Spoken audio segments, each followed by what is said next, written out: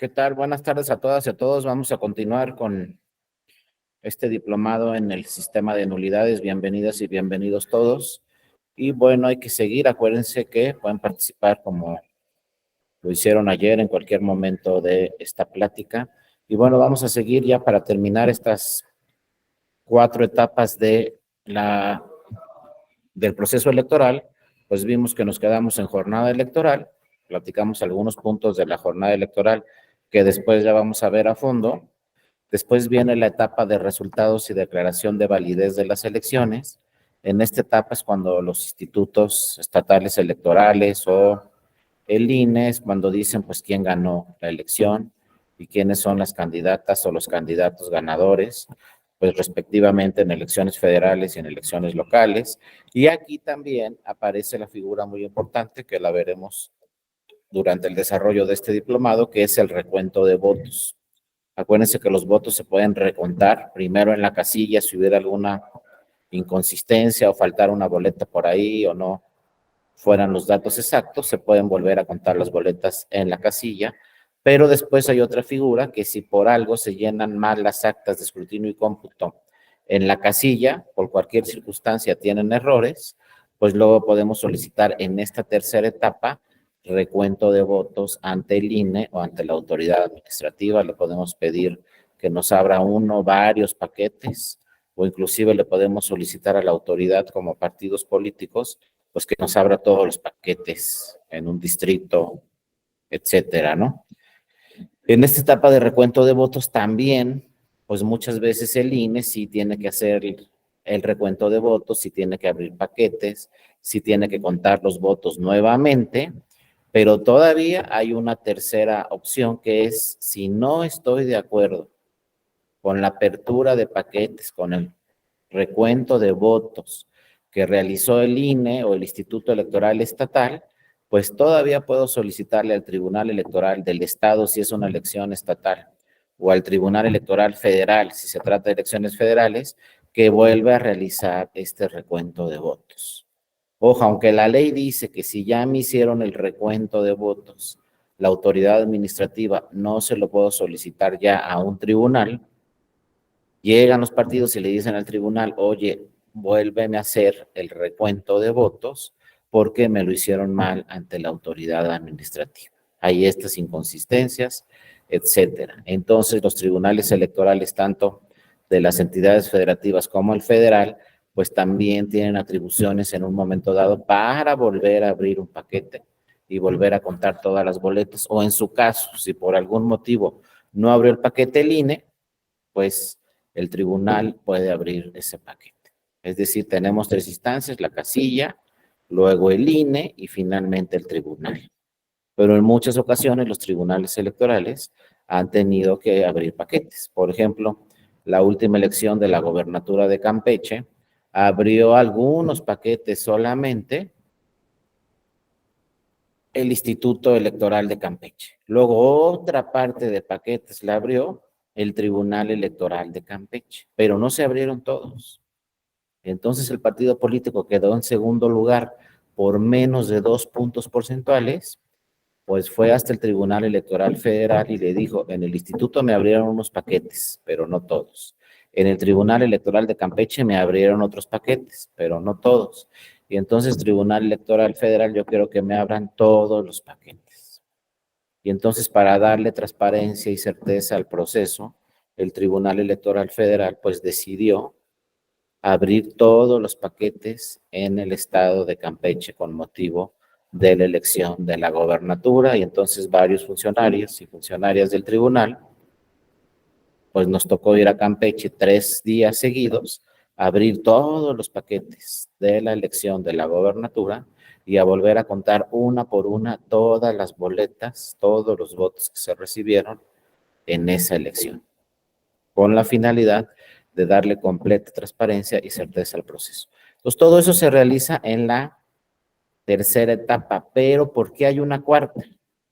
Que se llama dictamen y declaración de validez de la elección de presidente electo. Porque, bueno, esta cuarta etapa, cuando hay elecciones de la presidencia de la República, como va a suceder en el 2024, quien cuenta los votos al final hace todo el cómputo de la de la elección presidencial, es decir, quien cuenta al final todos los cómputos distritales de la elección presidencial, que son 300 distritos. Entonces hay que contar los 300 cómputos distritales que primero lo hace en una primera instancia el INE y en una segunda instancia ya finalmente lo hace la Sala Superior del Tribunal, hace ese cómputo. Luego la Sala Superior del Tribunal Electoral resuelve todos los juicios de inconformidad relacionados con esa elección, si se impugna la elección. Ya lo veremos en varios casos, pero bueno, por ejemplo, en el 2006 llegaron más de 350 demandas impugnando la elección presidencial.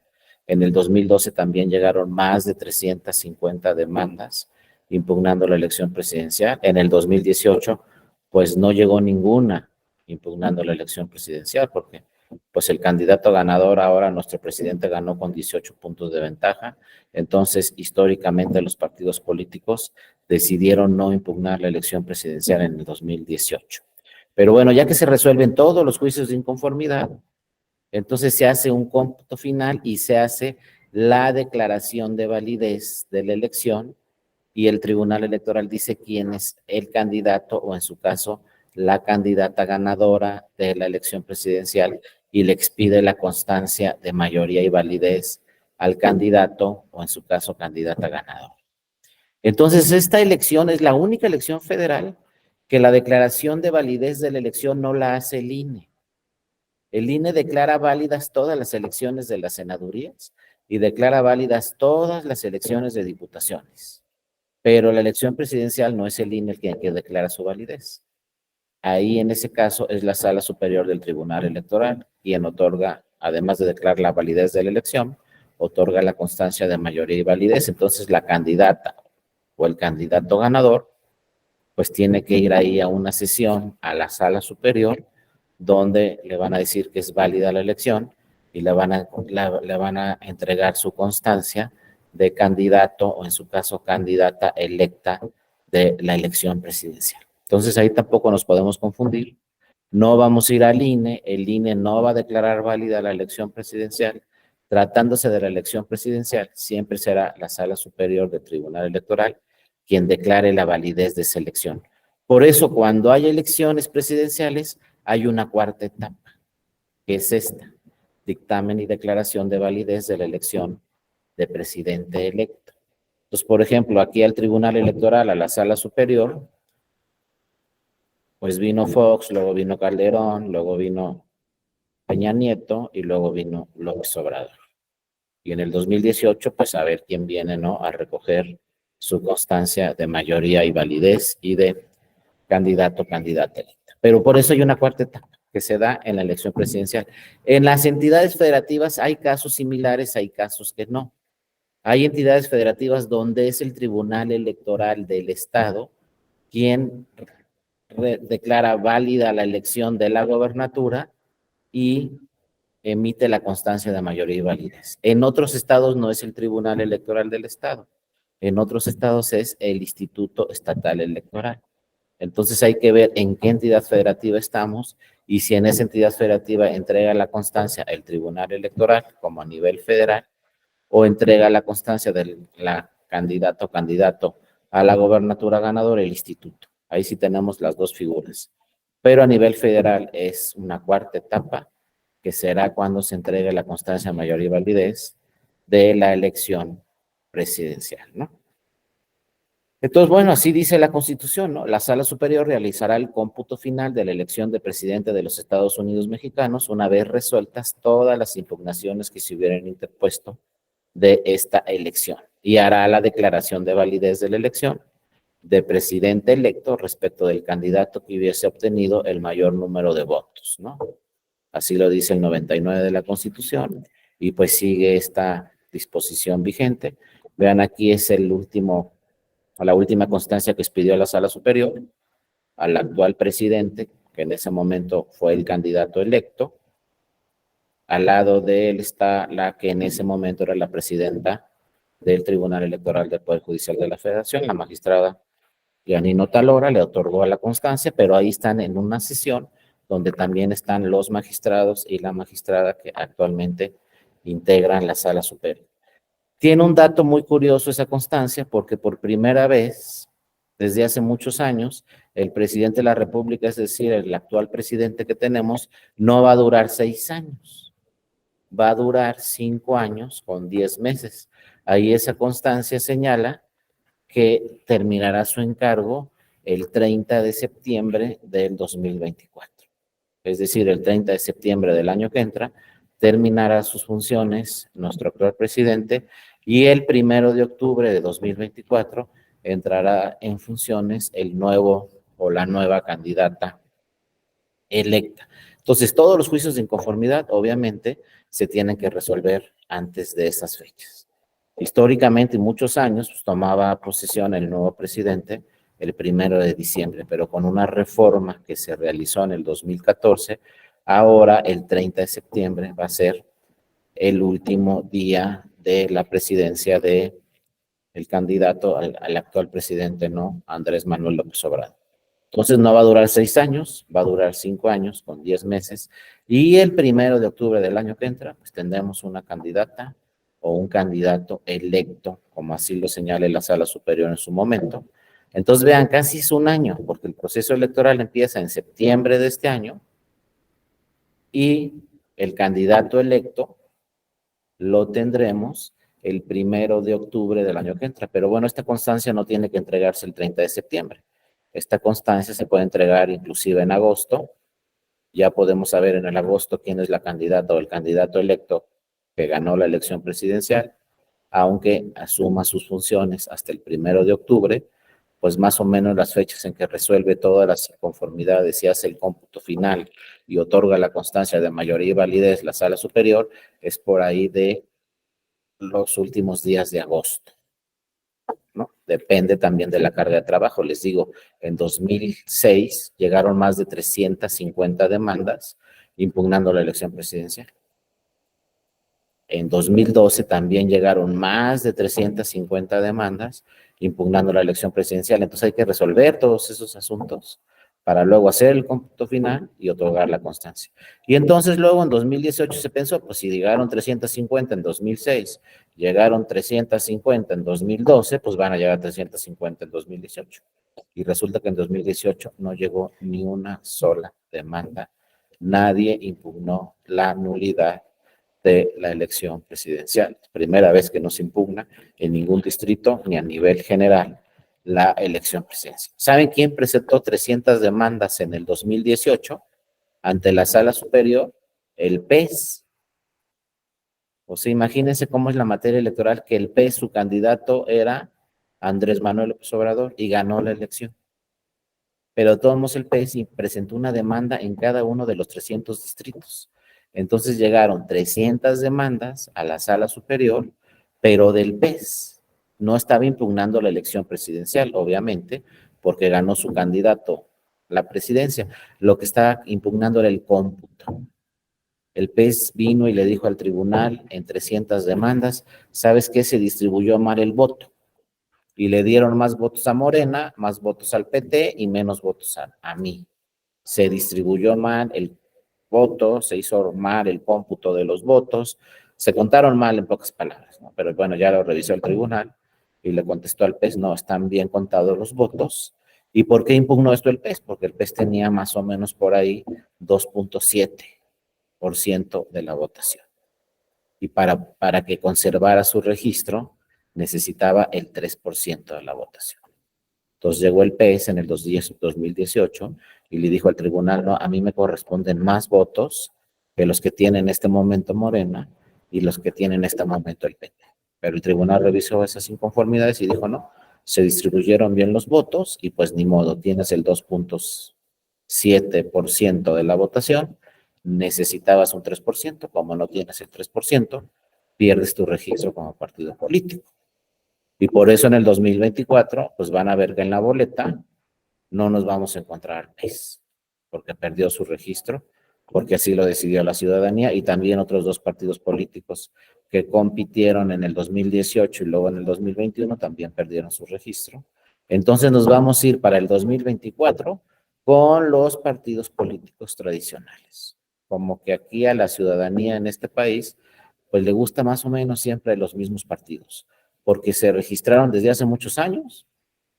Inclusive el PT se registró por ahí de antes de los 90s. Y son los mismos partidos, desde los 90s hasta acá. El único nuevo partido, pues lo sabemos muy bien, fue Morena, que pues es un partido que ha llamado mucho la atención en el mundo. Inclusive se está revisando, ¿no?, cómo trabaja Morena, porque era un partido que se registró en el 2014, apenas se registra en el 2014 y en el 2018 gana la elección presidencial. Pocas veces un partido político con 4 años de registro gana la elección presidencial y luego con 18 puntos. Entonces es un caso que llama mucho la atención en el mundo, como un partido de nueva creación, de nuevo registro, en 4 años le alcanza para ganar una elección presidencial con 18 puntos de ventaja. Entonces ahí tenemos como único nuevo partido para el 2024 a Morena. Los demás son los partidos tradicionales, ¿no?, que conocemos pues de toda la vida, ¿no? Aquí está la constancia, Andrés Manuel López Obrador, y por ahí si la revisan, pues va a decir que termina su encargo el 30 de septiembre del 2024, ¿no? Entonces, bueno, es un hecho importante porque va a durar 5 años, 8 meses, ¿no?, su mandato, como lo dice aquí claramente la Constitución y como lo dice esta que es la constancia de mayor y validez, ¿no?, que le otorgó la Sala Superior al candidato ganador, y en ese momento que le otorga la constancia, pues es el candidato ya electo que entrará en funciones. Pues él entró en funciones el 1 de diciembre, pero la nueva candidata ganadora entrará en funciones ahora el 1 de octubre. Está firmada por todos los magistrados y las magistradas y el secretario general de acuerdos de la Sala Superior. Entonces, ojo, no es el INE esta constancia, en todos los casos la entrega el Tribunal Electoral del Poder Judicial de la Federación, ¿no? Bueno, además tenemos que ver, bueno, ya entrando al tema de nulidades, directamente vamos a ver todos estos capítulos poco a poco en el desarrollo de todo este diplomado.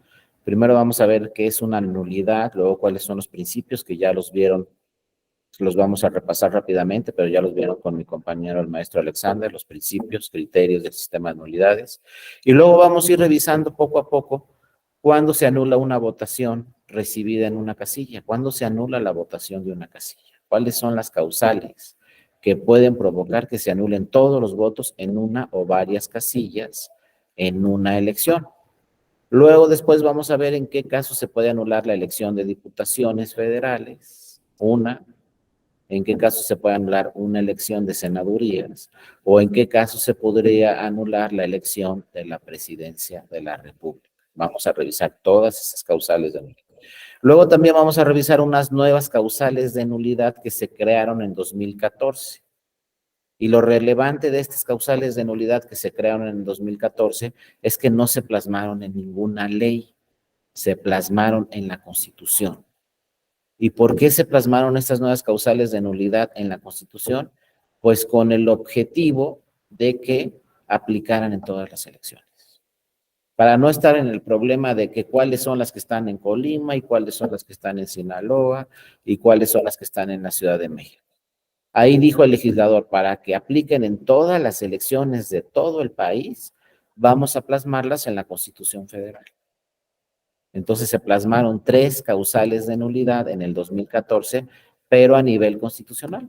Por eso les decimos causales de nulidad constitucionales. Luego vamos a ver otras que no están en la Constitución, no están en la ley, pero también pueden aplicar, como anular una elección, como lo vimos ayer, por utilizar propaganda religiosa, anular una elección por violencia política en razón de género. Esas no las van a encontrar en la ley. Vamos a ver qué interpretación hacen los tribunales electorales para poder, por ejemplo, anular una elección por violencia política en razón de género, si esa causal no está ni en la ley ni en la Constitución. Nos vamos a explicar muy bien por qué el tribunal puede anular una elección por violencia política en razón de género, a pesar de que esa causal no está ni en la Constitución ni en la ley. Y también el último supuesto, que este tampoco está en la Constitución ni en la ley, pero es un criterio que tiene el tribunal que se llama invalidez de una elección por violación a principios constitucionales. Técnicamente esta no es una causal de nulidad, pero se puede declarar la invalidez de una elección cuando se vulnere la Constitución. Pero como no es una causal de nulidad porque no está en la ley ni en la Constitución, entonces se llama invalidez de una elección. No se llama causal de nulidad de una elección, sino invalidez. Aquí no vamos a anular, vamos a invalidar una elección porque se vulneraron uno o varios principios que están en la Constitución. Todo esto lo vamos a ir analizando poco a poco, paso por paso, pero hasta llegar a todos estos criterios y obviamente con supuestos reales, porque muchas veces leemos la teoría, leemos la ley, pero pues hay que irnos a los casos reales, ¿no? Por ejemplo, se ha anulado una elección por principios constitucionales, pues sí se ha anulado una elección. Se ha declarado la invalidez de una elección cuando se vulnera la Constitución, también se ha declarado la invalidez. O sea, los casos son reales, son efectivos y los vamos a explicar. Porque como dicen los especialistas, de nada sirve tener causales de nulidad en la ley y en la Constitución si en la realidad no se anulan las elecciones. No nos serviría de mucho tener estas causales en la ley y en la Constitución si cuando llegan los casos al tribunal, el tribunal dice, no, todo estuvo muy bien y no se anula la elección.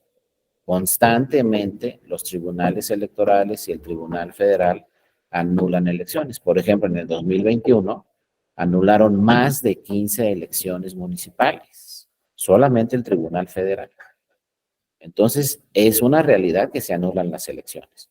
Por eso es muy importante este diplomado y saber, ¿no?, cuáles son los motivos, cuáles son las causas que pueden provocar que se anule una elección.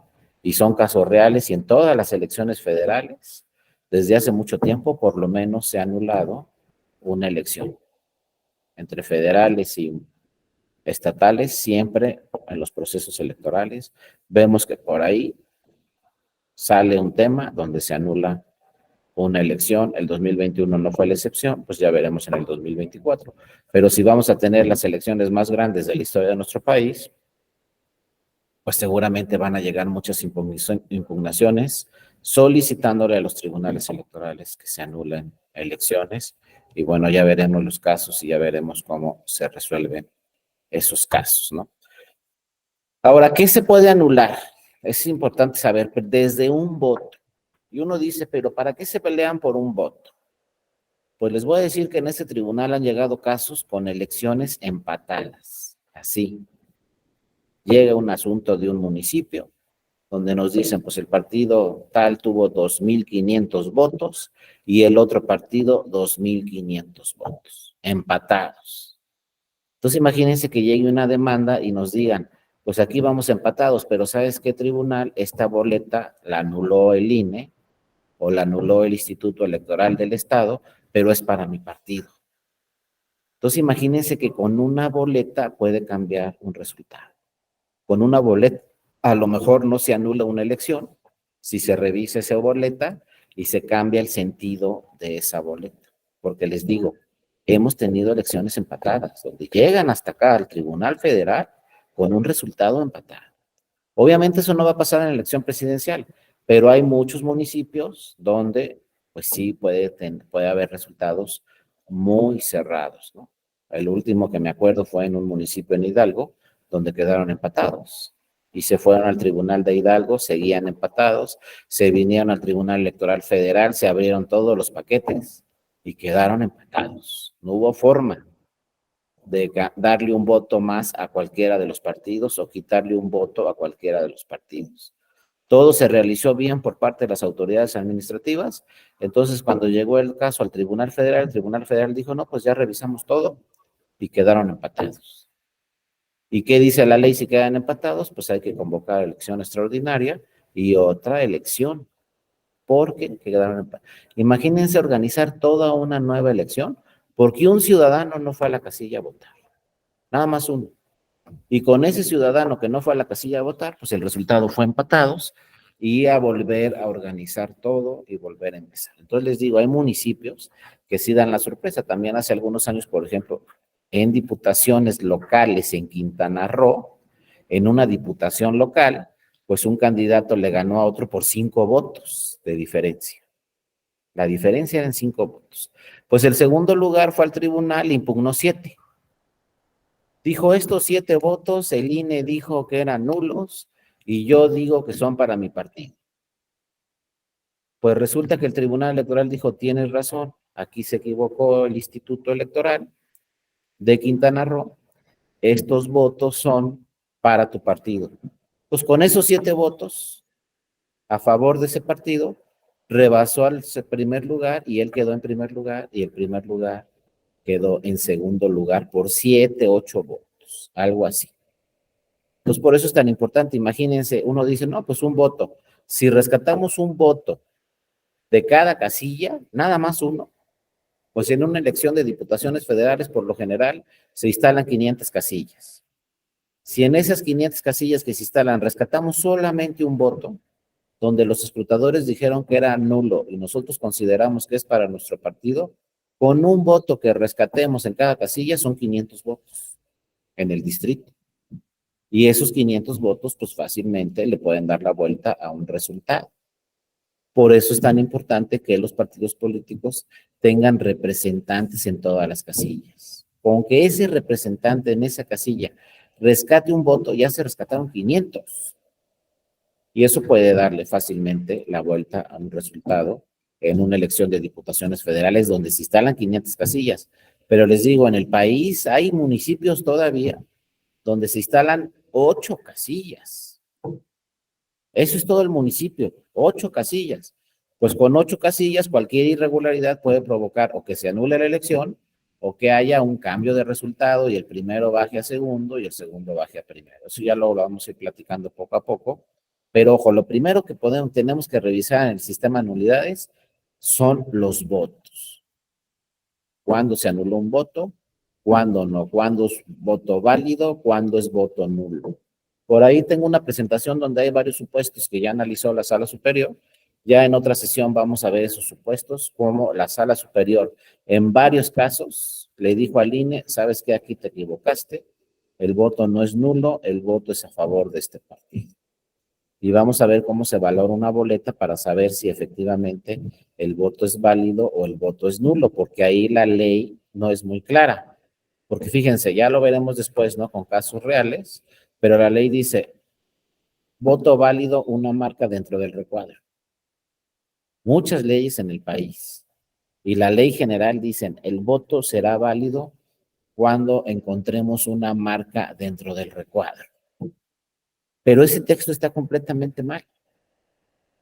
Porque ya en la realidad, ya en la práctica, eso es muy complejo decir. Por ejemplo, la ley dice marca la boleta, pero desde ahí ya está mal la ley, porque la ley dice marca la boleta, ¿y cómo la marco?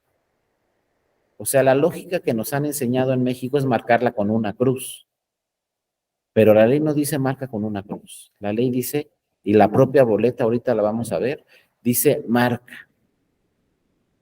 Pero a ver qué tal si en una marca yo pongo dentro del recuadro, no quiero votar por este partido. Es una marca dentro del recuadro. Y la ley dice que eso es válido, pero resulta que la marca dice no quiero votar por este partido. Entonces, ¿qué hacemos con ese voto? Imagínense que sean escrutadores, saquen la boleta de la urna y dentro de un recuadro esté una marca, como dice la ley, pero la marca dice no quiero votar por este partido. ¿El voto es válido o el voto es nulo? O que dentro de un recuadro vean una carita infeliz. ¿Quería votar por él o no? O por ahí vean una marca que está agrediendo al propio partido político. Una grosería ahí dentro del recuadro. Es una marca dentro del recuadro. Pero luego ya viene el problema en los casos prácticos. Vamos a decir que el voto es nulo o que el voto es válido.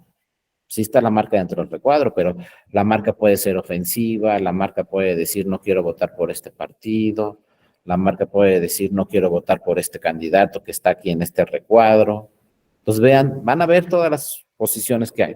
Y entonces esas boletas que muchas veces dice el INE es nulo, llegan al tribunal y el tribunal dice es válido, o al revés, muchas veces dice el INE es válido, llegan al tribunal y el tribunal dice es nulo. Y cuando la elección está muy cerrada, pues cualquier boleta puede cambiar el resultado de una elección.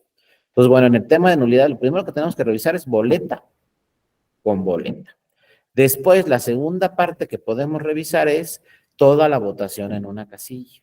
Ya veremos todos los supuestos.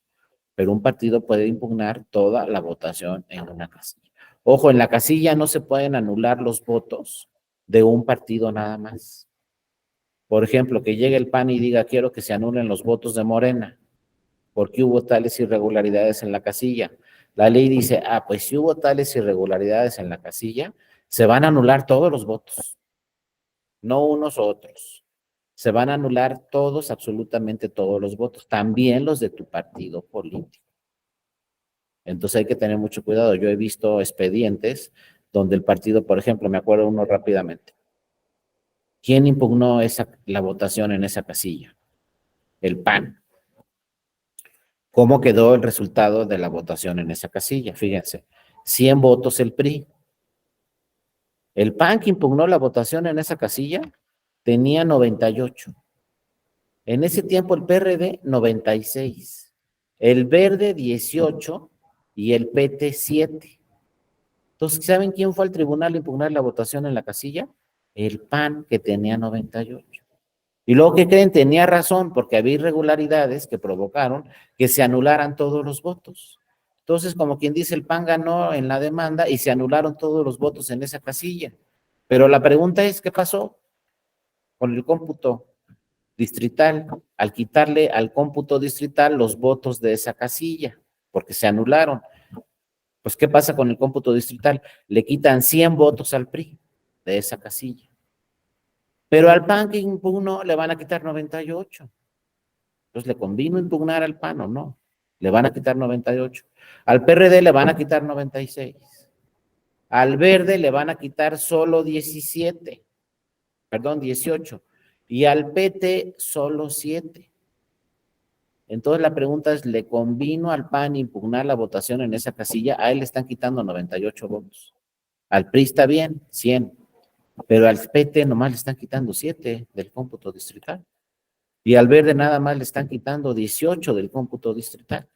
Porque así son las reglas en nulidades. Si se anulan los votos en una casilla, se van los votos de todos los partidos. Inclusive se anulan los votos del partido que impugnó la votación en esa casilla.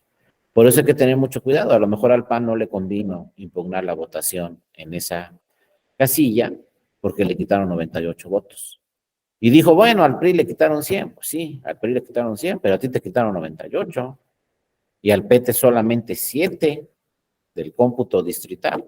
Entonces ahí salió ganando realmente el PT y el que presentó la demanda fue el PAN. Entonces hay que tener mucho cuidado en esas reglas. Ya las estaremos estudiando poco a poco. Pero entonces, primero podemos alegar un voto, después podemos alegar toda la votación recibida en una casilla, podemos solicitar que se anulen todos los votos recibidos en una casilla o en varias casillas. Después podemos solicitarle también al tribunal el recuento de votos que ya platicamos y finalmente lo que le podemos solicitar al tribunal es que se anule la elección. Todo esto pasa en el sistema de nulidades. Podemos anular un voto, la votación en una o varias casillas, o finalmente se puede anular la elección. Ya veremos todos los casos uno por uno. Ya aquí vimos cuáles son los actos y los procesos de la jornada electoral. Acuérdense, instalación y apertura de casillas. Ya lo estudiaremos a fondo cuando se anula la votación, toda la votación en una casilla si no se cumple bien con la instalación y la apertura. Luego con el tema de recepción de votos también hay que revisarlo muy bien. Una irregularidad en la recepción de votos puede provocar que se anulen todos los votos en esa casilla. El cierre de la votación, hay muchos casos, ver a qué hora se cerró la votación, por qué se cerró a esa hora, han llegado muchos casos al tribunal, ya los vamos a platicar, donde la votación se cerró 1 hora antes, 2 horas antes. Ya veremos qué hace el tribunal cuando pasan esos supuestos y se cierra la votación, por ejemplo, a las 4 de la tarde en vez de las 6. ¿Qué hacemos en esos casos? Luego el escrutinio y cómputo. Es el supuesto que más se da con errores en la casilla. Comúnmente llegan al tribunal actas de escrutinio y cómputo que se llenaron mal, que tienen errores en la suma de los votos, que tienen errores en cuántos votaron conforme a la lista nominal, que tienen errores al contar las boletas sacadas de la urna. Poco a poco iremos viendo todos esos casos. Y luego la clausura y remisión del expediente electoral. Muchas veces se pierde el paquete y ya no llega ante la autoridad. Muchas veces llega el paquete tarde ante la autoridad. En vez de llegar ese día, llega 3 días después. ¿Qué le pasó al paquete? Todo eso lo vamos a ir revisando paso por paso y vamos a ir viendo cada una de las causales de nulidad. Pero bueno, en este diplomado tenemos que empezar con este tema muy importante, que es el de la boleta. Y les digo, nos parece muy sencillo, esta boleta va a ser muy similar a la del 2024, esta fue la del 2021, la gran diferencia que va a tener es que los últimos 3 partidos no van a estar en este 2024. No va a estar el PES, el RCP tampoco, ni el último partido va a estar. Van a estar solamente 7. PAN, PRI, PRD, Verde, PT, Movimiento Ciudadano y Morena. Pero para analizar a fondo la boleta son muchos puntos, ¿no? Los que se tienen que revisar. De entrada se nos hace muy fácil votar, pero realmente la ciudadanía no está bien informada para emitir su voto. Y ahorita vamos a revisar todos esos elementos para de verdad emitir un voto bien informado, pero además emitir un voto de la forma correcta y no equivocarnos, porque constantemente se equivoca la ciudadanía a la hora de emitir su voto y uno dice, no, pues es muy fácil. Ahorita vamos a ver varios casos como no, para que vean cómo no es tan fácil. Y estamos votando por 5 cosas cuando marcamos un emblema. No solamente estamos votando por ese partido que ven ahí y por ese candidato, que ahí no viene el nombre porque es muestra, pero si ustedes marcan un emblema y un candidato, no están votando nada más por él, están votando por muchas otras cosas, ¿no? Ahorita las vamos a explicar. Primero, lo primero que debemos de ver en la boleta es, ya no dice diputados federales, ya nuestra Constitución y hay una ley general que habla de que el lenguaje debe ser ciudadano y el lenguaje debe ser incluyente. Ya las boletas que decían diputados federales ya pasaron a la historia porque ya vimos que hay candidatas y muchas candidatas. Tienen que tener un lenguaje incluyente, ya nunca vamos a encontrar una boleta a nivel local o a nivel federal que diga diputados, no, diputaciones federales, senadurías y presidencia de la República. No vamos a encontrar ya en la historia. La última fue la de 2012 que decía presidente de la República.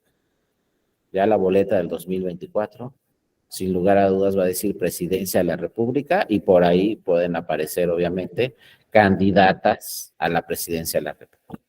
Luego el otro punto que les decía, vean cómo abajito de diputaciones federales dice, marque el recuadro de su preferencia, casi en rojo, pero muchas veces no lo leemos y no marcamos uno. A ver, imagínense que ustedes digan, pues voy a votar por la coalición 1 o por la coalición 2, la que ustedes quieran. Y en la coalición 1 son 3 partidos. Y en la coalición 2 son otros 3 partidos. Entonces imagínense que digan, no, pues voy a votar por la coalición 1. Ah, pues muy bien. Y entonces el ciudadano, muchos ciudadanos, fíjense lo que piensan, que ya luego lo vamos a explicar, pues que van a encontrar el emblema de la coalición. Entonces de repente al ciudadano, a la ciudadana, le dan su boleta y empiezan a buscar el emblema de la coalición y dicen, no, hombre, pues aquí vienen cada uno. Entonces, primero, eso ya lo vamos a explicar en otras clases, porque ya no puede haber un emblema de la coalición. Eso está prohibido a nivel federal y es inconstitucional. Ya lo explicaremos después por qué. Pero la ley dice, los emblemas tienen que ir en lo individual, vayan en coalición o no. Entonces, ojo, el ciudadano o la ciudadana deben estar bien informados cuáles son los que van en coalición. Porque si me marca un partido con otros 2, pero uno no va en la coalición, ya anuló su voto. Muchas veces marcaban PRD con Morena. Pues no, ahorita es oposición, el PRD de Morena, ¿no? Entonces ahí estás anulando el voto. O por ejemplo, en el 2018, si hubieran marcado PT Verde, se anula el voto. Quizá para el 2024 el verde vaya con Morena, pero en el 2018 el verde no iba con Morena. Entonces el ciudadano dice, híjole, ¿qué tal si marcan en el 2024, incluyen al verde? Pues si el verde va en la coalición, la boleta va a ser válida, pero si el verde no va en la coalición de Morena, el voto va a ser nulo. ¿O qué tal si marcan PAN, PRD, PT? Pues hay que ver cómo va a quedar la coalición, si es que hay coalición en el 24. Pero si el PRD y el PT no van en coalición, pues ya se anuló el voto. Por eso la boleta dice claramente, no te metas en enredos, marca solamente uno. Pero ya en la experiencia, en las casillas, cuando sacamos las boletas, pues vienen muchísimas boletas marcadas con 3.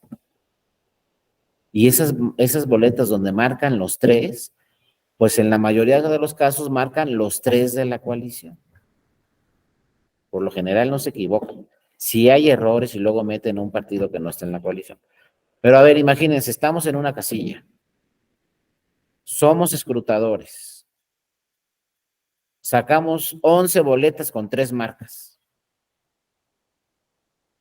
Las 11 boletas tienen 3 marcas y son de la coalición los 3 partidos. O sea, marcaron bien a los 3 partidos. Son 11. Y luego esas boletas, pues las revisa el secretario de la casilla y dice, pues vamos a llenar el acta de escrutinio y cómputo. ¿Qué hace con esas 11 boletas que tienen 3 marcas? Pues hay que ver los manuales y la ley y lo que sea, ¿no? Entonces, fíjense, esto también fue histórico, porque había estados donde decía, si me marcaste los 3 de la coalición, el voto nada más cuenta para el candidato, no cuenta para ningún partido, porque no me dijiste por cuál de los 3 partidos querías votar, porque marcaste los 3. Entonces decía la ley, por ejemplo, la de Colima, el voto nada más va a ser para el candidato, perdón, la de Morelos. Luego la ley de Colima que decía, si me marcas los 3 de la coalición, el voto va a ser para ese candidato, obviamente, que es el mismo, pero todos los votos se van a ir al partido que obtuvo mayor votación de los 3. Entonces, una ley decía, no le damos los votos a nadie, a ningún partido. Otra ley decía, se lo vamos a dar al partido que mayor votación obtuvo de los 3. Pero luego viene el 2014 y se modifica la ley. Sí, buenas noches, Andrés, te escuchamos, adelante. Hola, ¿qué tal? Buenas noches, maestro. Buenas noches, compañeros. Nada más, una duda que tengo aquí, maestro Darío. Comentó que actualmente ya no se deben de poner juntos los recuerdo de las personas cuando van en coalición, de los partidos, perdón, cuando van en coalición. Así es. Ah, ok. Y cuando van en candidatura común. Mira, Andrés, ese es un tema muy interesante, qué bueno que lo tocas.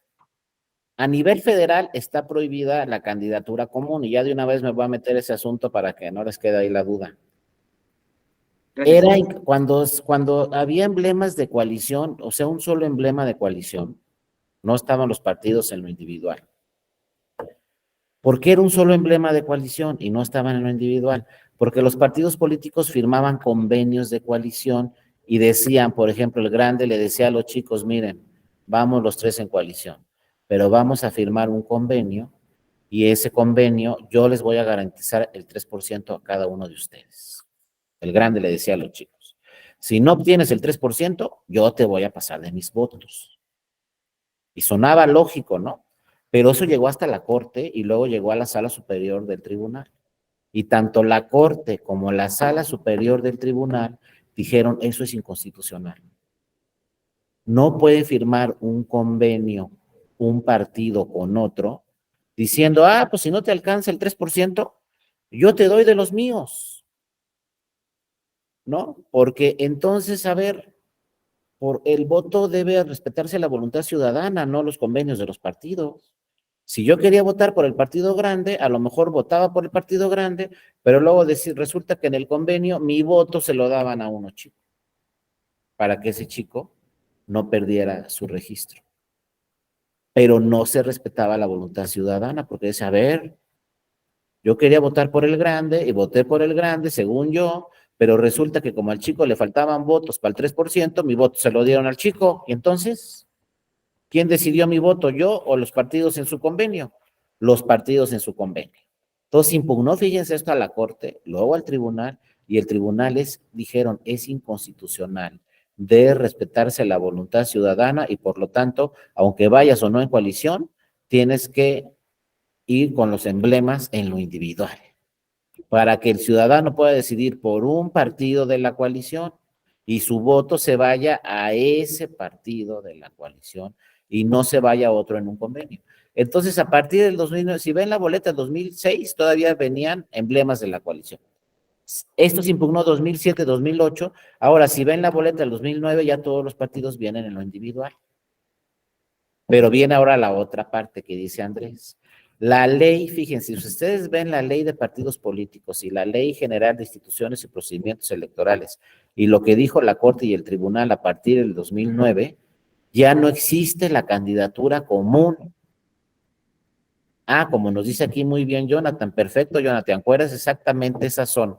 En esas acciones de inconstitucionalidad que muy bien señala Jonathan, ahí se dijo este tema de inconstitucionalidad en el 2008. Por eso ya las boletas de 2009 venían los emblemas en lo individual. Y entonces a nivel federal se prohibieron las candidaturas comunes para no hacer ese tipo de convenios. Pero como dice aquí Andrés, a nivel federal, ustedes nunca van a encontrar nunca van a ver a nivel federal más que coaliciones. No van a encontrar candidaturas comunes. Eso ya no existe en la ley federal y en las elecciones federales, pero sí hay en locales. Y luego, ¿qué creen que pasó? La del Estado de México, justo la elección que vamos a tener en unos días, ahí sí está permitida la candidatura común. Y entonces me pueden decir, oye, pero no queda inconstitucional eso de la transferencia de votos. Sí, pero ¿qué creen? No se impugnó esa parte de la ley del Estado de México.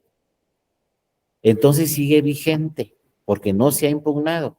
Entonces en el Estado de México pueden decir los partidos, me voy en coalición, o pueden decir los partidos, me voy en candidatura común. ¿Y qué creen que hicieron en el Estado de México? Es que les digo que aquí en México todo se nos ocurre. Pues una coalición dijo, nos vamos en coalición, y otros dijeron, nos vamos en candidatura común. Entonces ahora nos vamos a encontrar con una boleta en el Estado de México, donde por un lado van en coalición con los emblemas en lo individual, pero por otro lado van en candidatura común. Pero nos vamos a enfrentar al mismo problema que el federal. El que marque la candidatura común, yo le pregunto, ¿dónde quedó su voto? ¿En cuál de los tres partidos? Y no va a contar para los tres partidos. Si yo marco candidatura común, yo ya no sé por cuál de los tres voté.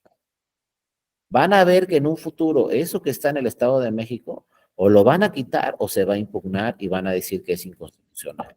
Pero a la fecha, así está. Aquí también nos dice Fabiola, ¿no? En Puebla también hay candidatura común, siendo que hay 217 municipios, se tienen múltiples combinaciones. Y entonces les digo, varios estados, como también dice muy bien Fabiola, tienen la candidatura común. ¿Por qué existe? Porque no se ha impugnado. Y a los partidos, obviamente, les conviene que en las leyes exista esta figura para transferir votos. Era lo que se quería hacer en el Plan B, ¿se acuerdan también? Ya el Verde y creo que el PT estaban buscando que se eliminara ese tema y pudieran volver a hacerse convenios de coalición donde los partidos políticos se pudieran repartir los votos. Y ya estaba en iniciativa de ley, pero luego por ahí el presidente López Obrador les dijo, quiten eso de la reforma electoral. Yo no estoy de acuerdo con que haya transferencia de votos, lo dijo el presidente, y entonces quitaron eso del plan B, que ahora resulta que a lo mejor les digo, el plan B ya no va a quedar vigente, pero se quitó eso porque el Verde era el que insistía en volver a reformar la ley general y volver a incorporar ese tema de transferencia de votos. Pero ahí ya ni se impugnó, porque el propio presidente le dijo a su partido, ¿saben qué? Yo no estoy de acuerdo con esa iniciativa de ley, quiten esa cláusula de transferencia de votos, la quitaron, pero ahora resulta que a lo mejor la Corte quita toda la reforma, ¿no? Pero a nivel local sí está, entonces no se lleven la sorpresa, los que van a votar en el Estado de México pueden votar por una coalición con el emblema individual, pero también pueden votar por una candidatura común. El problema es que si votan por la candidatura común, nunca van a saber dónde quedó su voto. Sí, adelante Carlos y luego Andrés nuevamente. Adelante Carlos. Gracias, profesor. Es una duda y quisiera saber su opinión, si desde su punto de vista jurídico, la existencia de estas candidaturas comunes en las leyes locales, pues sería violatoria de algún principio constitucional. O sea, y lo pregunto porque en el caso de Querétaro existe y se define como la unión de dos o más partidos en medida de coalición para postular al mismo candidato.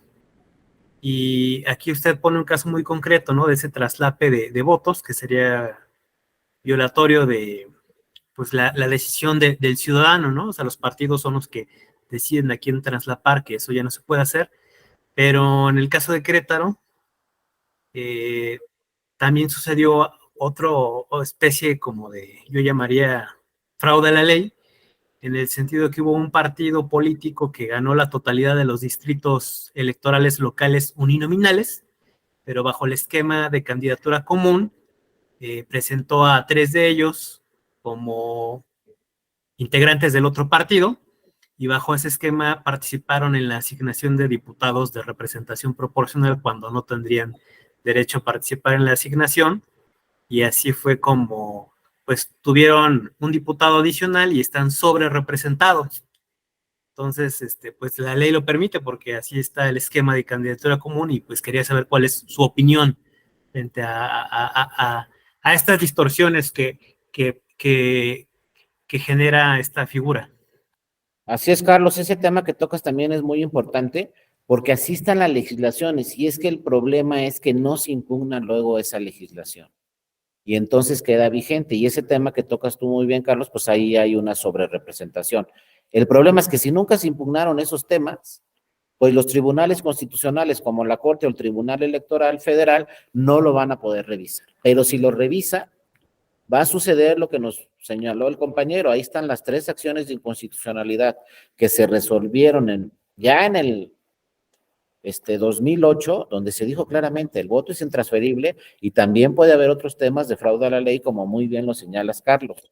El problema es si no se impugna. Por ejemplo, si se hubiera impugnado la candidatura común en el Estado de México y se hubiera dicho es inconstitucional y el voto es intransferible y se tiene que imprimir la boleta con los emblemas en lo individual para que el ciudadano decida por uno de esos 3 partidos, pues quién sabe qué hubiera pasado. A lo mejor resuelve la Corte o el tribunal y dicen tienes razón, y aunque sea candidatura común, se tienen que imprimir la boleta con los emblemas en lo individual, y luego también en RP vamos a ver qué sucede en el Estado de México, ¿no? Pero no se impugnó. Y como no se impugnó, yo se los pongo así de una forma muy sencilla y muy clara. Si ustedes votan por el emblema de la candidatura común, pues así de fácil se van a dar cuenta dónde quedó su voto, en el partido 1, en el 2 o en el 3. Nunca van a saber, o sea, no les están dando a ustedes la opción de decidir por uno de los 3. Y sin embargo, su voto va a quedar en uno de los 3, nada más. Pero ¿quién va a decidir eso? Los partidos en el convenio.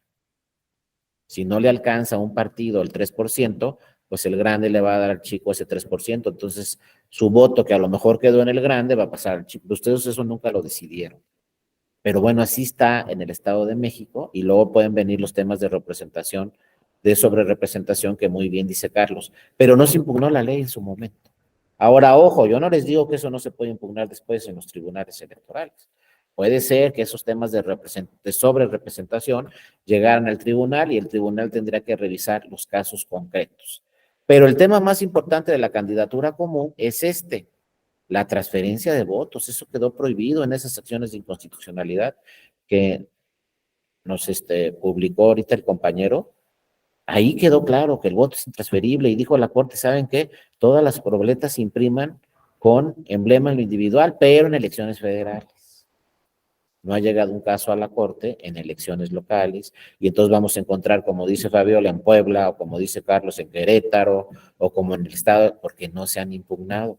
Pero yo les pregunto a ustedes directamente, ¿a poco les gustaría ver nuevamente en elecciones federales el emblema de la coalición? Como si entonces no les están dando la oportunidad a ustedes de decidirse por uno de esos 3 partidos. ¿Por qué creen que en el 2021 perdieron estos 3 partidos su registro? Porque ya no hay transferencia de votos, que era lo que quería el PS desde el 2018. y hubiera transferencia de votos y entonces el PES no hubiera perdido su registro y seguiría ahorita el PES, porque imagínense, en 2018 tuvo 2.7, 2021 2.8, pues simplemente Morena le pasa esos 2 puntos que le faltaban y tiene el 3. Pero dice la Corte y el Tribunal, ¿y por qué le va a pasar Morena votos al PES? Si la gente votó por Morena, ¿por qué le van a dar su voto de Morena al PES? Pero a nivel local no está, y eso que dice Carlos va a generar muchos problemas en el 2024, que va a haber elecciones en las 32 entidades federativas. Sí, adelante, Andrés, te escuchamos.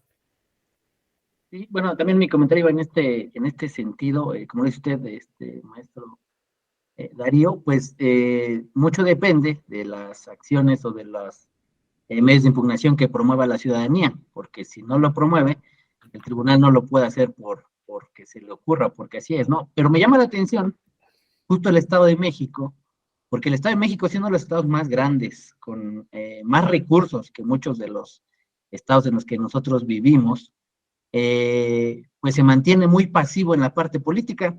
En las elecciones pasadas de ayuntamientos del Estado de México, con decirlo así, no se aplicaron acciones afirmativas. Ellos tienen, me parece, si no me equivoco, 125 municipios Así y es. para poder meter pues todas las acciones afirmativas y los candidatos posibles, y es un mundo de candidaturas, ¿no?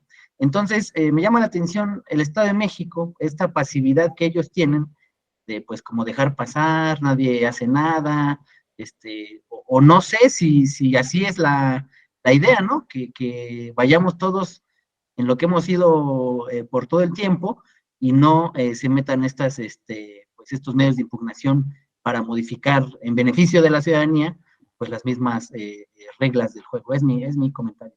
No, muchas gracias, Andrés, y tienes toda la razón, porque fíjate, todos estos temas se aprueban en el Consejo General, en este caso del Estado de México, todos estos temas los aprueba el Consejo General del Estado de México. Y en el Consejo General del Estado de México, del Instituto, pues están las representaciones de todos los partidos. Si yo no estoy de acuerdo, ¿quién diseña y aprueba la boleta? El Instituto Electoral del Estado de México, su Consejo General. Si yo no estoy de acuerdo con esa boleta, ese modelo o lo que sea, lo puedo impugnar como partido político y ahí estoy yo en el Consejo General. También estoy ahí presente y ahí me notifico en automático de que se acaba de aprobar la boleta para el Estado de México para la gobernatura. Pero como muy bien dices, Andrés, si no lo impugno, pues va a quedar vigente esa boleta. Si yo veo que acaba de haber una reforma a la ley electoral del Estado de México, donde está la figura de candidaturas independientes, yo como partido político que estaba ahí en el Congreso del Estado de México y vi que se aprobó esa ley con candidaturas comunes, la puedo impugnar inmediatamente ante la Corte. Nadie la impugnó.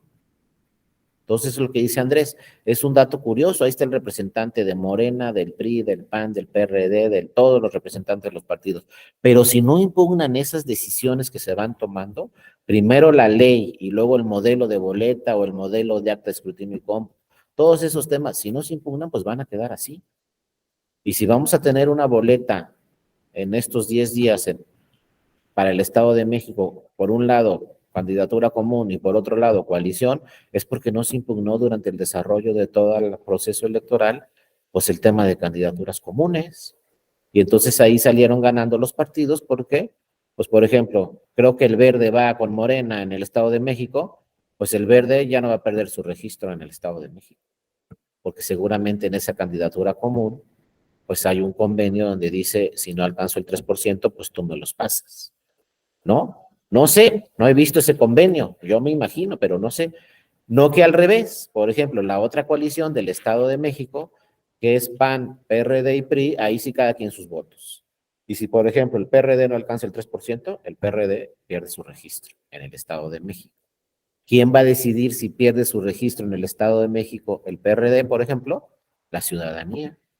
Si la ciudadanía vota por el PRD, no va a perder su registro. Si la ciudadanía no vota por el PRD, sí lo va a perder. Pero en el verde no. A lo mejor en el verde la ciudadanía no vota por el verde, pero tiene un convenio en la candidatura común. No sé, estoy hablando hacia el aire, ¿no?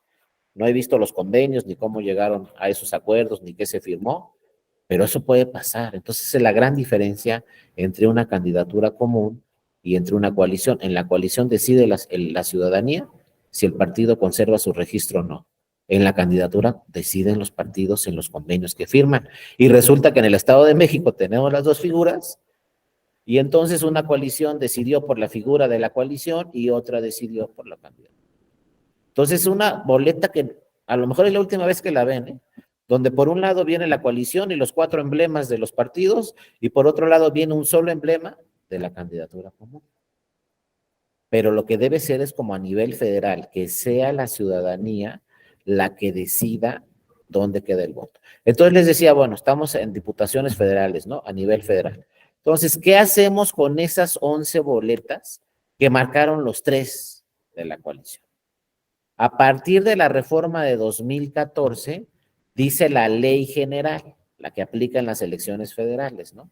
Dice, si sacas 11 boletas con 3 marcas y los 3 son de la coalición, no vas a poner en el acta de escrutinio y cómputo que tienes en la casilla tantos votos para un partido, tantos para otro y tantos para otro. Lo que vas a hacer es, vas a poner en un rubro que tiene el acta de escrutinio y cómputo de la casilla, vas a poner 11 boletas de la coalición 1. Y si te aparecen 14 boletas de la coalición 2, donde marcaron los 3 de la coalición 2, en 14 boletas, vas a poner 14 boletas de la coalición 2 ahí en la casilla. Cuando esos resultados de esa casilla lleguen al instituto, al INE, al Consejo Distrital respectivo, ¿qué va a hacer el INE con esas 11 boletas? O sea, el Consejo Distrital. ¿Qué dice ahora la ley a partir de 2014? Dice, se van a distribuir igualitariamente los votos. ¿Eso qué quiere decir? A ver, 11 boletas. Le vamos a dar 3 votos al partido 1, 3 al partido 2, 3 al partido 3. Van 9, nos quedan 2. Entonces dice la ley, al que tuvo mayor votación de los 3, le das la boleta 10. Y luego nos queda el voto 11. ¿A quién le das el 11? Pues por la pura lógica, ¿no? Al que tuvo mayor votación de los 2 que quedan, le das el voto número 11. Entonces, de esas 11 boletas, un partido se va a llevar 4 votos, otro 4 votos y otro 3 votos, porque los ciudadanos marcaron los 3 de la coalición. Sí va a haber votos para los partidos, pero no van a ser 11 para ningún partido, se van a distribuir igualitariamente. Pero aquí la pregunta central es, ¿y entonces ustedes dónde quedó su voto? ¿Por quién votaron? Nunca van a saber si votaron por el 1, si votaron por el 2 o si votaron por el 3, y nunca van a saber si su voto quedó en el partido 1, en el partido 2 o en el partido 3. Y luego yo le pregunto a la ciudadanía, oye, ¿por qué marcaste los 3? Pues para que amarre. No amarraste nada, se desamarró todo porque no supiste por quién votaste. Solamente supiste que votaste por esa candidatura, pero ya no supiste dónde quedó tu voto. Y uno puede decir, pues es lo mismo que quede en el 1, en el 2, en el 3. Es que no es lo mismo. Porque fíjense, si ustedes están viendo ahorita esta boleta, dicen, pues aquí hay un candidato del PAN, uno del PRI, uno de cada partido, ¿no? Voy a votar por uno de esos. No es cierto. Es el primer error que le tenemos que explicar a la ciudadanía. Es que no estás votando por el candidato de tal partido, a diputado federal o a diputada federal. No estás votando por uno, estás votando a lo mejor por 12. Y entonces a lo mejor me van a decir, no invente, pues ¿cómo que por 12 si aquí nomás hay uno en cada rubro, ¿no? En cada recuadro. No, ¿y estos de acá qué? Los de atrás. Los DRP que platicamos ayer. Si le va bien a mi partido, van a entrar 12, 14 o 15. Si le va regular a mi partido, va a meter 6, 7. Si le va mal, van a entrar 2 o 3, pero de acá atrás van a entrar, pongamos un promedio, 7. Entonces, yo marco aquí un partido, no estoy votando por este candidato federal de mayoría relativa nada más, estoy votando como por 7 de atrás. Entonces no estoy votando por una candidatura, estoy votando por 7 y en una de esas por 15 o 16. Pero ¿cuántos ciudadanos o ciudadanas saben que están votando por todos estos que están acá atrás? Y que también van a entrar a la Cámara de Diputadas y Diputados. No estoy votando por uno, les digo, son 7, 8, 9, 10. Si le va muy bien a mi partido, a lo mejor estoy votando por unos 16 o 17. Entonces, nada nos cuesta darle vuelta a la boleta y ver cuáles están. Y acuérdense que los más privilegiados son los que están al principio de la lista. Si mi partido me puso número 1, seguramente voy a ser diputado federal por representación proporcional. Pero si mi partido me puso 18, lo más seguro es que no sea diputado federal, aunque parezca mi nombre en la boleta del lado de atrás. Pero van a entrar varios de aquí. Entonces imagínense que yo ponga los 3, pues ya no sé por cuáles otros 7 estoy votando, porque no sé dónde va a quedar mi voto. Entonces, ojo, ahorita no vamos a tener ese problema en el Estado de México, porque acuérdense, en gobernatura no hay figura de RP. La boleta que les den de gobernatura en el Estado de México, pues sí hay candidatura común y lo que ustedes quieran, pero atrás no viene este tema de RP. Esto viene en diputaciones, en senadurías, pero en la gobernatura, pues no viene el tema de RP. Entonces ahí sí, cuando les den su boleta de la gobernatura, pues nada más están votando por un solo candidato a gobernadora o a gobernador, nada más uno. Pero en diputaciones federales, pues sí viene acá atrás esta figura. Entonces estamos votando por 10, 8, 7. Entonces hay que fijarnos quiénes están acá atrás y sobre todo quiénes son los primeros en la lista. Pero a lo que me refiero es, no hay que marcar los 3 de la coalición, porque entonces ya no sabemos por cuántos de acá atrás estamos votando que nunca vimos. Hay que marcar uno el partido. Y antes de marcar por un partido hay que darle una vueltita y bueno, ver acá atrás quiénes están. A lo mejor el uno que está atrás me cae muy mal, o a lo mejor el uno que está atrás me cae muy bien y entonces ya con mayor seguridad voy a votar por ese partido y por esas candidaturas, pero no es una candidatura por la que estoy votando, son varias, ¿no? Ese es el segundo punto que tenemos que revisar en la boleta, que es muy importante, no va a pasar en el Estado de México, insisto, pero sí va a pasar en diputaciones federales. En diputaciones federales sí nos vamos a encontrar en el 2024 con esta boleta. Y ya platicamos en senadurías, también nos vamos a encontrar una lista acá atrás de RP, entonces también estamos votando por senadoras o senadoras que están atrás. Por eso solamente tengo que elegir la opción preferente, solamente una para votar por esa candidatura, pero también votar directamente por ese partido. Ahora, tiene que ser un voto bien informado. Y eso es algo que no hemos avanzado en México tampoco. Y les voy a poner el ejemplo para que vean que no estoy hablando al aire, ni mucho menos. Por lo general votamos desinformados, completamente desinformados. Y fíjense cómo les voy a poner el ejemplo. Si yo les pregunto ahorita, ¿quiénes son los senadores de su estado o las senadoras? Ya estamos en problemas. De su estado. 2, ¿qué están haciendo? ¿Cómo votan? Ya estamos en problemas otra vez. Si les pregunto, ¿quién es su diputado federal o su diputada federal en su distrito? Ya estamos en problemas otra vez. A lo mejor no sabemos y a lo mejor no nuestra culpa es de que no nos está diciendo bien ese candidato qué está haciendo. Perdón, ya no candidato, ya diputada o diputado. ¿Y saben qué va a pasar con esos senadores de nuestro estado y con esas diputadas y diputados de nuestro distrito? ¿Saben qué va a pasar en 2024? Nos va a pedir el voto para reelegirse. Y entonces, nuestro voto está bien informado, va a decir, sí, pues es de tal partido, está bien. Pero fulanito de tal, resulta que era el diputado federal aquí de mi distrito y ahora se quiere reelegir. ¿Y cómo voy a votar por él si no sé ni qué hizo en 3 años? ¿No? Entonces el voto está bien informado. Y vayámonos a lo primero que tenemos que revisar.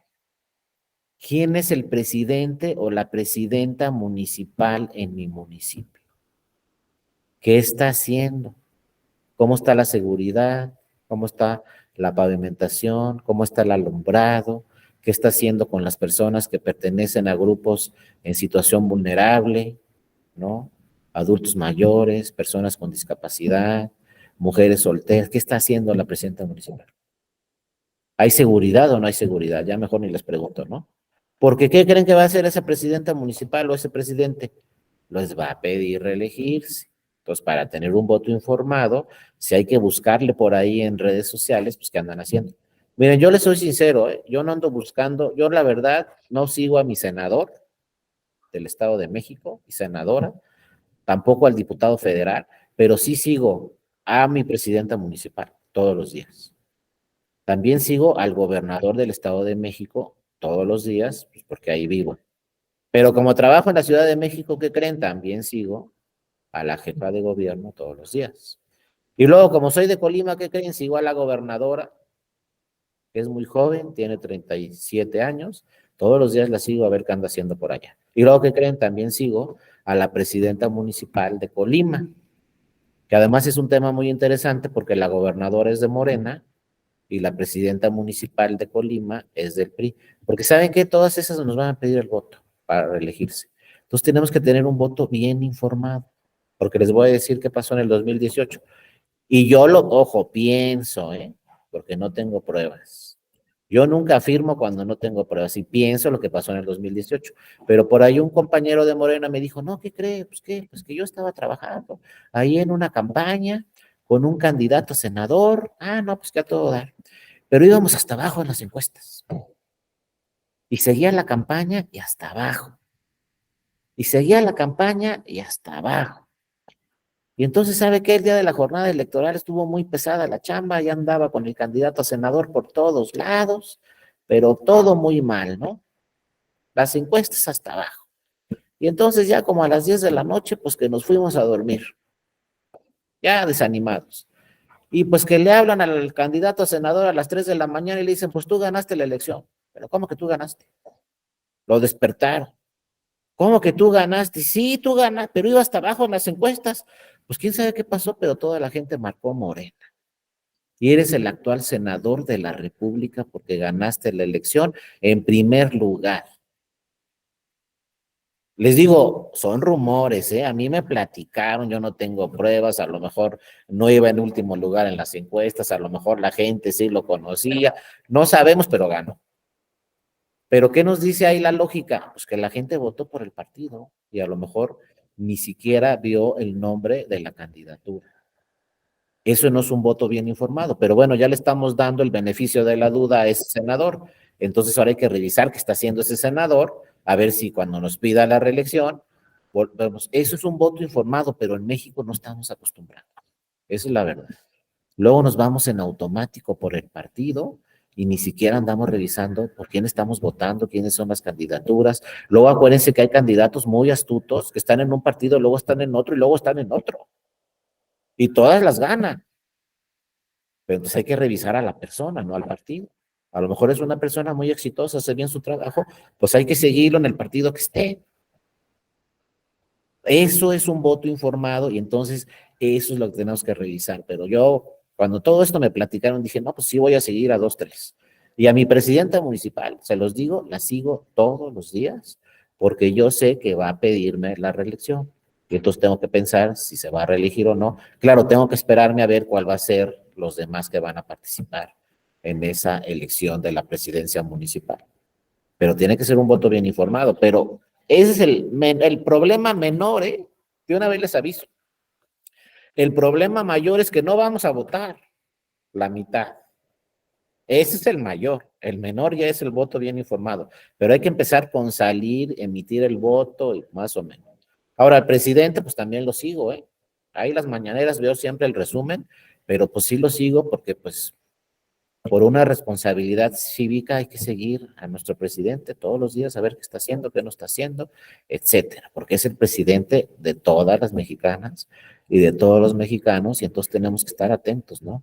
¿Qué está haciendo? Él ya no nos va a pedir la reelección, pero de todos modos hay que estar bien informados, pues, que están haciendo todas nuestras autoridades, pero muchos les van a pedir la reelección. Es así, se los digo. Sí, adelante, Andrés, te escuchamos.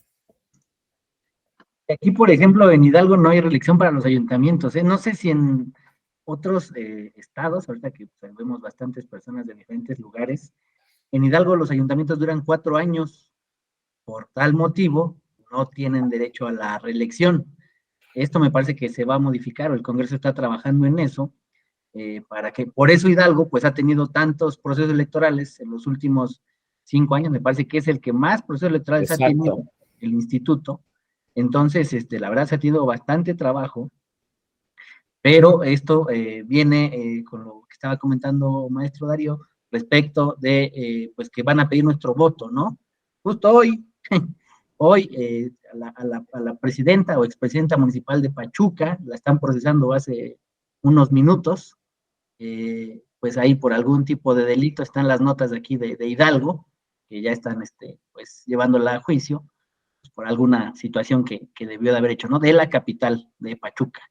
Bueno, pues ese era mi comentario. No sé si les gustaría compartir si en sus estados son de 3, 4 años y hay reelección. Gracias. Sí, sí, gracias, Andrés. Fíjate que tu caso es de los particulares, ¿no? Es la excepción. En la mayoría de los estados, como nos dijo la compañera en Puebla, hay reelección y el ayuntamiento o la presidencia municipal dura 3 años, pero tu estado es un caso muy particular, que no hay reelección y que además duran 4 años. Pero regresamos a lo de ayer, ¿no?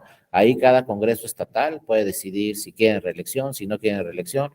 Creo que también por ahí en Coahuila hubo un tiempo donde las presidencias municipales duraban 4 años, pero lo general, Veracruz, Veracruz también, ¿verdad, compañero? afirmativo, José, ¿cuánto duran allá, José, en Veracruz? 4 años. 4 años, para que veas, son varios los estados, como ya nos dijo aquí también Fabiola, son varios, eso lo decide cada entidad federativa. Aquí dice también en Chihuahua, Zacatecas, Nuevo León, Coahuila y Durango, y se están reformando para buscar, ¿no?, los 4 años. Y luego nos dice Carlos, tengo entendido que la duración de 4 años en Hidalgo concluye en el 2028. Pues todo eso va a suceder. Ahí sí cada entidad federativa lo decide. Pero también Guerrero 3 años y si hay reelección. Eso es lo común, como Guerrero, Jonathan, muy bien. Pero como nos dice Carlos, ¿no? Pues es que supongamos que no hay reelección de la presidenta municipal, pero por ahí va a querer ser diputada, o va a querer ser senadora, o va a querer ser diputada local. Entonces hay que seguirla, como dice también Andrés, hay que seguirla porque nos va a pedir el voto en alguna otra elección, ¿no? Entonces sí debemos tener un voto bien informado. Fíjense, estamos en la boleta, ya nos va a ir toda la clase y no salimos de la boleta, para que vean todo lo que luego se tiene que analizar, que creemos, ay, pues está bien, papita, que me den mi boleta, la marco y listo. No, hombre, todo lo que... Fíjense, todavía no terminamos. Candidaturas independientes. Ahí está la figura. Luego a mí me han preguntado, ¿no? Ciudadanas y ciudadanos, entonces hay que votar por un partido y por una candidatura independiente, ¿no? Si hacemos eso, vamos a anular la boleta. O es un partido o es una candidatura independiente. Acuérdense, cada estado lo regula. Hay estados que dicen solo puede haber un candidato independiente en la boleta. Hay estados que dicen pues todos los que obtengan las firmas. Pero como ya lo platicamos ayer, esta figura va en declive porque no es equitativa la contienda, porque así lo marcan las leyes. Y otra vez no tengo pruebas, pero yo creo que así lo marcan las leyes, pues porque a los partidos políticos no les gusta mucho la figura de las candidaturas independientes y entonces no está equitativo el tema ni de financiamiento público, ni de tiempos en radio y televisión, etcétera. Entonces poco a poco se están dando cuenta los que quieren ser candidatas o candidatos independientes porque es muy difícil ganar la elección. Y tampoco tengo las pruebas, pero por ahí me dicen pues que se están yendo a los partidos, sobre todo hay un partido que es así como medio color naranja, que está buscando que las candidaturas independientes mejor se vayan a su partido. Y ha tenido éxito ya con algunos que han querido ser candidatos independientes, se van al partido naranja y mejor ganan la elección con el partido naranja, que tiene estructura, más financiamiento y más tiempos en radio y televisión que una candidatura independiente. Aquí nos dice Fabiola, en Hidalgo me parece que terminan hasta el 2025, porque acaban de ser las elecciones municipales 2025. Terminan en 2024, dice Andrés, y hay elección de diputaciones y ayuntamientos. Eso lo va a ir decidiendo cada congreso estatal. En Hidalgo seguramente se acuerda Andrés también muy bien cómo se suspendió el proceso electoral en la pandemia, 2 meses, algo así, se armó un relajo, luego otra vez se inició, en fin. En la materia electoral, eso también acuérdense siempre, pueden pasar muchas inconsistencias. La materia electoral es una materia que pueden pasar muchísimas cosas en un momento Y entonces, sí, exacto, Andrés, en Coahuila y Andrés se suspendió por la pandemia el proceso electoral, las campañas. Nadie se podía haber imaginado que se iban a suspender unas campañas, pero históricamente se suspendieron por 1 o 2 meses, algo así, y luego se reactivaron. Y es que, pues les digo, en materia electoral todo puede suceder y hay que estar siempre muy pendientes de todo. Ahora, ya lo último para terminar con, bueno, 2 cosas para terminar con la boleta. Y allá abajo, eso que dice candidaturas no registradas, ¿qué? ¿Para qué está? ¿Y cuentan esos votos a candidatas o candidatos no registrados o no cuentan? Pero la pregunta, si no cuentan, entonces ¿para qué está? Y va y se imprimen boletas, y se imprimen boletas, y se imprimen boletas, y todas las boletas a nivel local, todas las boletas a nivel federal tienen ahí el rubro candidaturas no registradas. Y luego si revisan el acta de escrutinio y cómputo en las casillas, también tienen un rubro que dice votos de candidatos no registrados, que no son votos nulos, ¿eh? Ojo, una cosa es voto nulo y otra cosa es voto de candidatura no registrada. El voto nulo no sabemos por quién quiso votar.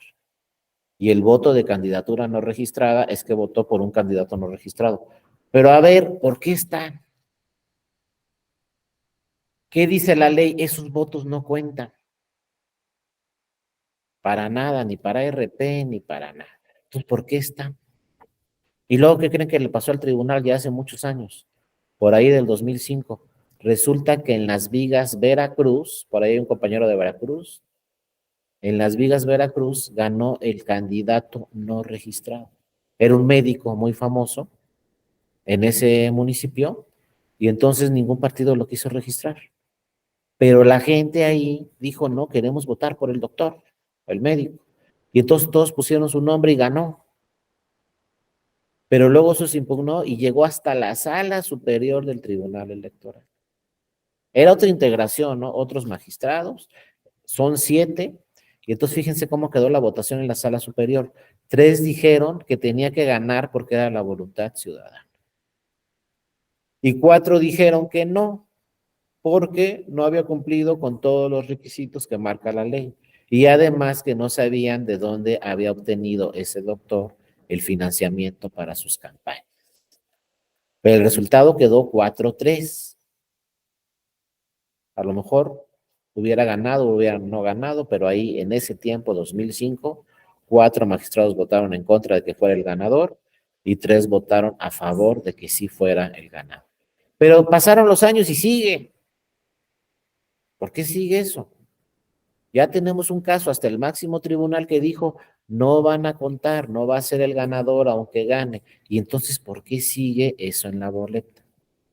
Entonces, cuando encontramos temas así, pues hay que ir a ver, ¿no? A los debates. ¿Qué dijeron de la figura de los candidatos no registrados cuando se aprobó eso en la ley, etcétera, por primera vez? ¿Por qué se plasmó la figura de candidaturas no registradas? ¿Y saben qué dijeron los legisladores? Pues si una ciudadana o un ciudadano no quiere votar por ningún partido y no quiere votar por ninguna candidatura independiente, de todos modos tiene derecho a ejercer su voto, su derecho a votar. Entonces que vaya a la casilla, ejerza su derecho a votar y ponga el nombre ahí de por quién hubiera querido votar, para que pueda ejercer su voto. O sea, eso está ahí de pretexto para poder ejercer el voto, aunque no estemos de acuerdo con ninguna opción. Entonces, ¿qué nos dice en pocas palabras el Poder Legislativo? ¿Sabes qué? Ve a votar y si no estás de acuerdo con ninguno, pues pon el nombre por el que hubieras estado de acuerdo. ¿Y saben qué pasó en Las Vigas, Veracruz? Que sí funcionó. Porque en Las Vigas, Veracruz, pues dijo, la mayoría de los magistrados dijeron, no puede ser válida la elección. Bueno, eso así quedó, un 4-3. Pero luego, ¿saben qué pasó en la siguiente elección municipal? Lo registró un partido y ganó la elección. Entonces, de alguna forma, se visibilizó ese médico 3 años antes y a la siguiente elección ganó la elección y sí fue presidente municipal. Entonces, vean cómo no está ahí nomás de balde, sí sirvió, pero el legislador dijo, está ese rubro ahí para que se pueda manifestar el día de la elección esa candidata, esa persona a favor de otra candidatura pues que ningún partido la quiso registrar y que tampoco figuró como candidatura independiente. Ahí nomás, ¿no? Se las dejo de tarea, pero ahí está y la van a ver en el 2024. Todas las boletas que les den, van a ver ahí esa figura muy importante. Los últimos 2 puntos de la boleta. Por eso les traje diputaciones federales, porque vía diputaciones federales se revisan otras 3 cosas. Ya vimos, votamos por el de enfrente. Votamos por los de atrás. Bueno, hasta ahí vamos bien. ¿Por qué más votamos? Ya lo platicamos. Vamos a votar también por que ese partido no pierda su registro y alcance el 3%. Entonces, también estamos votando por ese partido para que no pierda su registro como partido político. Ya van 3 cosas que revisamos en la boleta. Pero hay algo que muchas veces la ciudadanía no conoce. Y luego los partidos no difunden esa información porque dicen, no, es que esto no nos conviene. Y a lo mejor sí tienen razón y no les conviene difundir esa información. Pero así está en la ley, ¿eh? ¿Saben qué dice la ley? Que también si estamos votando por ese partido, en automático ese partido va a tener mayor financiamiento público los próximos 3 años. Y es conforme a la boleta. Por ejemplo, 2024, ¿quién va a tener mayor financiamiento? Morena. ¿Por qué? Porque en el 2021, ¿qué partido obtuvo mayor votación? Morena. ¿Quién va a tener menos financiamiento en el 2024? PT y PRD. ¿Por qué? Porque apenas alcanzaron su registro. Votó muy poca gente por el PT y el PRD en el 2021. Entonces va a tener muy poco financiamiento, pero sí va a tener, ¿no? Pero vean las diferencias, son una escala, ¿no? Más o menos, por lo que he visto. Por ejemplo, si para el 2024 a Morena le dan 100 pesos, al PRI y al PAN le van a dar 60. Luego, al Verde y a Movimiento Ciudadano como unos 40.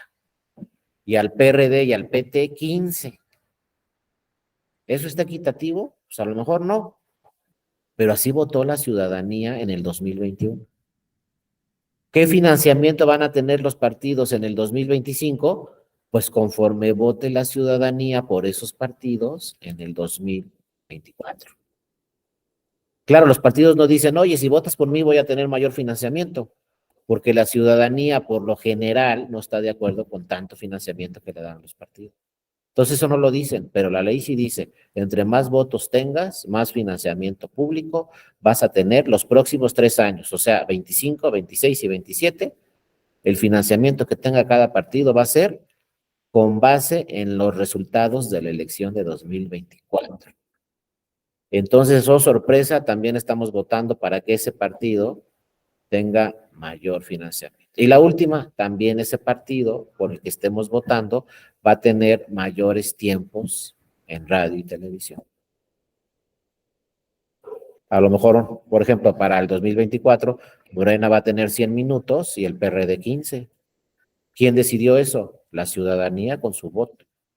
Entonces, para todo eso estamos votando. Ahora, ojo, porque luego también los medios de comunicación manejan una información equivocada. Ya lo platicaremos después cuando entremos a radio y televisión y esos temas. Pero, a ver, ustedes imaginan que México tenga 100 pesos para el próximo año de presupuesto, para salud, seguridad, programas sociales, educación, todo lo que tiene que gastar México, imagínense que tenga 100 pesos. Bueno, ¿cuánto creen que le toca a las autoridades electorales y a los partidos políticos de esos 100 pesos? 50 centavos. Eso cuesta todo el sistema electoral, incluyendo financiamiento de partidos políticos. 50 centavos de 100 pesos. Entonces, sí es mucho quizá el financiamiento que le dan los partidos y lo que ustedes quieran, pero no pasa de 50 centavos. ¿Dónde se va prácticamente todo el presupuesto que tiene el Estado mexicano cada año? Salud, seguridad y educación. Ahí se van, yo creo, y programas sociales. Yo creo que ahí se van 85 pesos de los 100. Y en el sistema electoral con partidos políticos se van 50 centavos. Esa es la realidad. Entonces tampoco digamos, ay, hijo de la mañana, no. Y luego otro dato y que no tiene nada que ver con lo electoral, pero ese los dejo de tarea, ¿no? ¿Cuáles son los máximos ingresos del Estado mexicano? ¿De dónde llega más dinero? 1, turismo. 2, lo que mandan las mexicanas y los mexicanos que trabajan en Estados Unidos. Esa es la realidad. Donde llega más dinero a México es del turismo y de las personas que trabajan en México, digo en Estados Unidos, mexicanas y mexicanos, que cada mes o cada 15 días o cada semana manda dinero a México. Son los principales ingresos del Estado de Mexicano. ¿Saben cuánto llega de petróleo? 6%. De esos 100 pesos que tiene el Estado mexicano, 6 pesos nada más llegan del petróleo. De donde llega más dinero es del turismo y de las personas que están en Estados Unidos trabajando con mucho esfuerzo. Ahí están los ingresos del Estado de México. Claro, hay otra serie de ingresos y sobre todo, por ejemplo, el sector automotriz ha estado invirtiendo muchísimo dinero en México de todo el mundo y eso deja muchos ingresos, también nuestros impuestos, etcétera. Pero número 1 y 2, turismo y las remesas, famosas remesas. ¿Y saben cómo estábamos en 1982? Creo que era 90% petróleo. De esos 100 pesos, 90 pesos eran petróleo. Ahora son 6 pesos. Entonces van cambiando todas las cosas, pero siempre hay que tener esos parámetros para saber, a ver, cuánto cuesta el dinero a los partidos políticos. 50 centavos. A lo mejor es mucho, yo no digo que no, hay que revisarlo, pero son 50 centavos, lo que se le da a todos los partidos políticos para sus gastos ordinarios y también para sus campañas. Entonces hay que revisar todos esos temas, a ver cómo mejoramos, pero bueno, también en la boleta, ojo, estamos votando para que tenga mayor financiamiento ese partido y para que tenga mayores tiempos en radio y televisión. Y viene la última parte, y ya con eso concluimos hoy, pero no estamos votando todos. Imagínense, Tamaulipas, ya les platiqué ayer, la última elección para las senadurías, votó el 17%. Entonces, lo que están decidiendo sobre todos estos temas es el 17% de los listas nominal, no de todas las mexicanas y los mexicanos, de los que están en la lista nominal. Y luego tenemos 32 años, donde solamente sale a votar el 50% de los que están en la lista y tienen credencial, y el otro 50% no. Y ya lo vimos, entonces, ¿quiénes están votando en todas las elecciones? Los mismos partidos políticos. Y seguimos ahí como en un tema que nomás da vueltas y no salimos. Todo esto que les dije de la boleta, los que van a votar en las elecciones son los partidos políticos vía sus estructuras, vía su militancia y vía simpatizantes. Entonces, todas estas decisiones que tomamos en la boleta, pues en realidad la que los toma son los mismos partidos políticos. Porque si tenemos, como les dije, en Quintana Roo, que votó un 35% y el voto duro de un partido era el 20%, pues ¿quién decidió esa elección? El voto duro del partido más grande. En ese caso fue Morena. Otro partido tiene el 10, otro partido tiene el 5, ya va el 35%. Salimos a votar el 37% en Quintana Roo, pues salieron a votar los partidos políticos y 2% de la sociedad civil. Y uno dice, no, pues es que en esa elección tuvimos mala suerte y no sé qué. Llevamos 32 años con un promedio del 50%. 32. Ahora, ¿cómo podemos mejorar eso para que salga la sociedad civil y no solamente salgan los partidos políticos con sus estructuras a votar? Ya se han hecho muchas investigaciones y ¿saben cuál es la solución? La que dijo el compañero ayer. Voto electrónico. Esa es la solución. Nos han dicho, sobre todo hubo un estudio de unos ingleses que dijeron, cuando en México el voto sea electrónico, no va a salir a votar el 50%, va a salir a votar el 80%. Entonces, eso es lo que nos surge.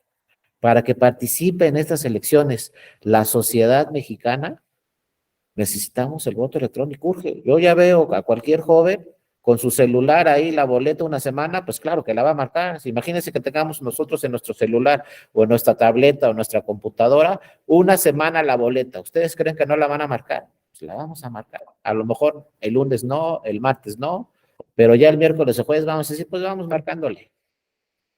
Entonces, esa es la solución. Aparentemente, habrá que esperar ya cuando se incorpore el voto electrónico, pero dicen, la solución es, cuando tengan voto electrónico, va a votar un 80, un 90%. Ahora, ojo, otro dato. de la Ciudad de México. En la última elección que hubo aquí en la Ciudad de México en el 2021, hubo colonias, fíjense lo que les voy a decir, hubo colonias donde salió a votar el 90% de esas colonias. 90% de las personas que estaban en la lista nominal salieron a votar en distintas colonias de la Ciudad de México. En otras colonias el 70%, pero el promedio 50%. Entonces hay que ver todos esos datos, pero fíjense la importancia por lo que estamos votando. Ya en las siguientes sesiones, pues ya vamos a entrar de lleno al tema de qué hacemos con las boletas, cuándo una boleta es válida, cuándo es nula, cuándo se anula toda la votación en las casillas y pues cuándo se anulan elecciones. Pero les digo, no estoy hablando al aire, constantemente los tribunales electorales anulan elecciones y nos tenemos que ir a las elecciones extraordinarias. Aquí nos dice Liliana, 50 centavos en autoridades electorales y partidos políticos, pero los procesos son muy caros, sale muy cara la democracia y con ello sumar que la votación, obviamente, no sale a votar. Claro, son problemas que se tienen que revisar, como muy bien dice Liliana. Yo no estoy diciendo que estoy barata, yo no dije que era barato en ningún momento. No dije que era poco el financiamiento, al contrario. Desde mi punto de vista, el financiamiento que le dan a los partidos políticos es muy alto, pero tampoco es así que se quede el Estado mexicano sin dinero, ¿no? Pero sí es muy alto y ya lo vamos a ver, pero rápidamente les voy a decir una cosa. En el 2006, ¿saben en qué se gastaban los partidos políticos el 80% de su financiamiento en el 2006? En radio y televisión, porque se tenían que comprar propaganda en radio y televisión, si quería salir un partido y sus candidaturas. Y la propaganda era carísima. Los tiempos en radio y televisión eran carísimos. Y luego por ahí decían los medios de comunicación, ¿cómo gastan los partidos políticos en las elecciones? Pero nunca decían que la mayoría del dinero se iba a las televisoras y a las radiodifusoras para pasar propaganda política. Con una reforma muy importante, ya lo hablaremos después, pero con una reforma muy importante en el 2007, se marcó claramente en la Constitución que las televisoras y las radiodifusoras no podrían cobrar ni un solo peso por propaganda política en radio y televisión. Ya está a partir de esa fecha prohibido contratar tiempos en radio y televisión. Ya no se puede. Entonces uno se pregunta, entonces, bueno, si los partidos se gastaban todo su dinero en radio y televisión y ahora es gratuito, pues ya queda muy alto el financiamiento, ¿no? Entonces hay que revisar esos temas, pero de 2006 para atrás, la mayoría del dinero de los partidos políticos se iban a las televisoras y a las radiodifusoras. Eso se corrigió, ya no se puede contratar tiempos en radio y televisión, pero entonces ahora hay que revisar este tema del financiamiento de los partidos políticos. Pero volvemos a lo mismo, ¿quién revisa el tema del financiamiento de los partidos políticos? Pues los propios partidos políticos con sus grupos parlamentarios en el Congreso de la Unión. Tenemos que reformar la ley y la Constitución para ajustar estos temas del financiamiento público. Son temas que van a aplicar y que se van a revisar seguramente en el 2025, porque ahorita, acuérdense, ya no se puede modificar la Constitución, ya estamos con estas reglas y con estas reglas vamos a entrar, ¿no?, al 2024. Pero como dice muy bien Liliana, pues por lo menos si ya están así las reglas, lo que nos queda es salir a votar en las elecciones para que se vea ahí claramente y entiendan los partidos políticos que salió a votar también la sociedad civil, no solamente salieron ellos, ¿no? Fabiola también nos dice, es cara porque está basada en la desconfianza y tenemos que poner muchos candados a todos nuestros instrumentos. Eso obviamente lo hace más caro, el papel de seguridad, la depuración de la lista nominal, la credencial para votar, etcétera. Exactamente, venimos de la desconfianza de muchos años y además hay que incorporarle a estos gastos, como dice muy bien Fabiola, la credencial para votar, que también es nuestra credencial de identidad, no tenemos otra. El gobierno no nos da otra credencial, una cédula, nada. ¿Cómo nos identificamos en el país? ¿Qué es nuestro derecho humano de identidad? Con la credencial para votar con fotografía. Pero todo esto se tiene que revisar, nada más que hay que esperarnos al 2025 porque ahorita las reglas ya no pueden cambiar.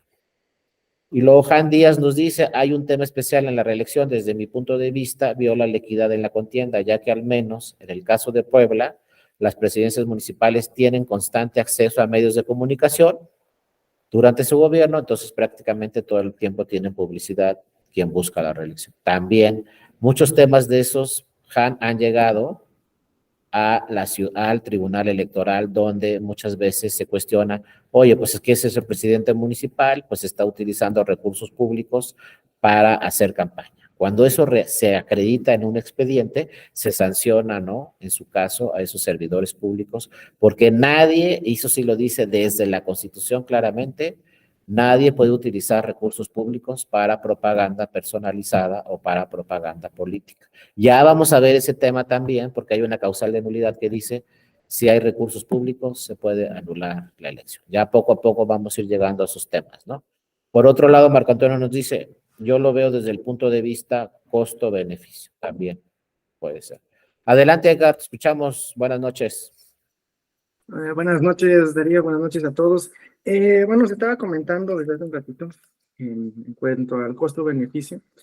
Decías hace rato que un grupo de ingleses decían que sería mejor o más práctico que en México fuera el voto electrónico, lo cual ya se está empezando a implementar en programas piloto y demás.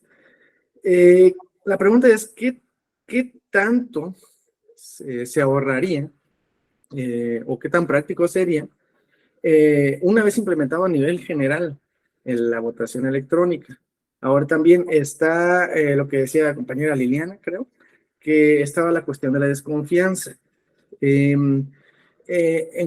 ¿Cómo integro esto de la desconfianza en cuanto al voto electrónico? Porque también la tecnología es susceptible de tener errores, ¿no? O de tener injerencia de pues, mano de personas, X personas. Entonces, esta es la pregunta. ¿Cómo sería mucho más barato o qué tan barato y qué tan seguro para poderlo llevar a cabo? Tenemos el ejemplo de Brasil y hoy en Estados Unidos, pero Brasil ya tiene muchos años con eso. Nos lleva mucho tiempo de adelanto. ¿Cómo aquí podrían aplicarse así? Bueno, el beneficio yo sé que sería mucho, pero más que nada es el cómo sería más barato, si la seguridad en cuanto a los sistemas de votación electrónico también serían impenetrables o cómo. No sé cuál sería la opinión tuya, Darío, o de mis compañeros también. Muchas gracias, Edgar, por tus preguntas. Son Gracias. excelentes preguntas y fíjate, es lo que se está discutiendo. Inclusive el plan B hablaba de que se tiene que hacer todos los estudios necesarios y buscar la experiencia en otros países para ver cómo implementar. Por eso el plan B decía, bueno, todavía dice, hasta la fecha, hay 5 años para revisar todo esto. Desde mi punto de vista, hay que revisar en otros países. Como muy bien dice Edgar, Brasil tiene 20 años y se ha bajado muchísimo los costos, muchísimo, sobre todo por papelería y por llevar el paquete lejísimos y luego regresar el paquete lejísimos. Eso cuesta mucho dinero, imprimir todas las boletas y más aquí en México, que son con claves de seguridad, sale carísimo. En Brasil se ahorraron eso, pero en Brasil están a la mitad, ojo, no crean que ya están del otro lado, porque en Brasil son urnas electrónicas, no es internet. Vamos a una urna y ahí nos sale la pantallita y ponemos la opción que nos gusta, pero es urna todavía electrónica, ¿no? Que se tiene que distribuir en todo el país, etcétera. Ahora, lo que dice Edgar tiene mucha razón, no es nada fácil. En Alemania hubo voto electrónico, fracasó, ¿eh? En Holanda hubo voto electrónico, fracasó. En Francia sí está muy bien. Entonces, es un tema ya muy técnico que se tiene que revisar muy bien, que no se pueda hackear y todas esas cosas, porque tampoco es ya mañana voto electrónico, todo, no, es un tema muy complicado, sobre todo cuando se haga desde internet, cuáles son todas las medidas de seguridad, cómo van a llegar los resultados, todo eso se tiene que revisar. Entonces tenemos que hacer todo un estudio comparado, cuáles han sido los países exitosos y cuáles no. Por eso yo creo que atinadamente el plan B decía, tenemos 5 años para revisarlo, Pero lo que sí se ha demostrado en todos los países en el mundo que lo han implementado es que los costos sí bajan muchísimo, los costos, sobre todo el traslado de toda esa papelería y la creación e implementación de toda esa papelería. Imagínense, somos 95 millones, o sea que 95 millones de boletas por elección.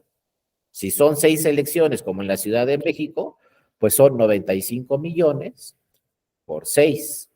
Y luego resulta, como dicen las compañeras y los compañeros, que de esas 95 millones de boletas por 6, solamente se utilizó la mitad y las demás hay que destruirlas, en fin.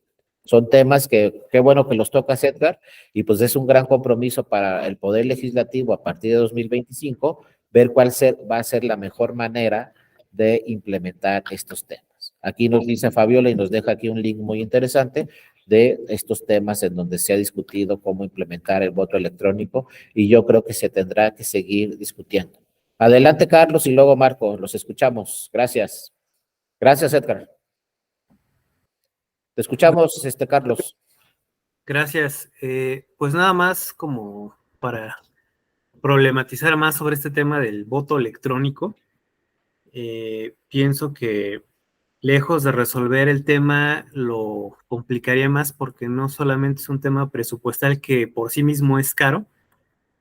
Tengo entendido que este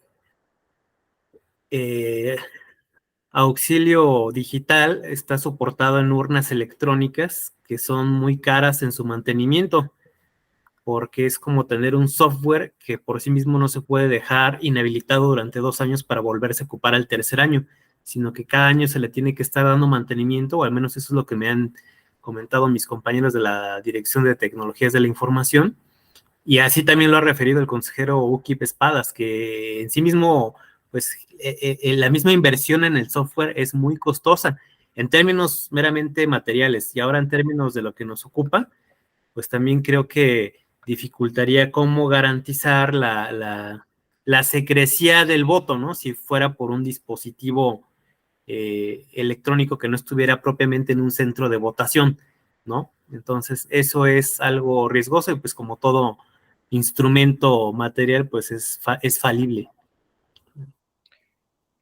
Así es, entonces este tema se tiene que revisar a fondo muy bien y fíjense, en algunos países, ahora que está comentando el compañero este tema, en algunos países las rentan. Hemos tenido esa experiencia que las rentan a otro país, celebran la elección y regresan todo ese sistema y todas esas urnas, etcétera.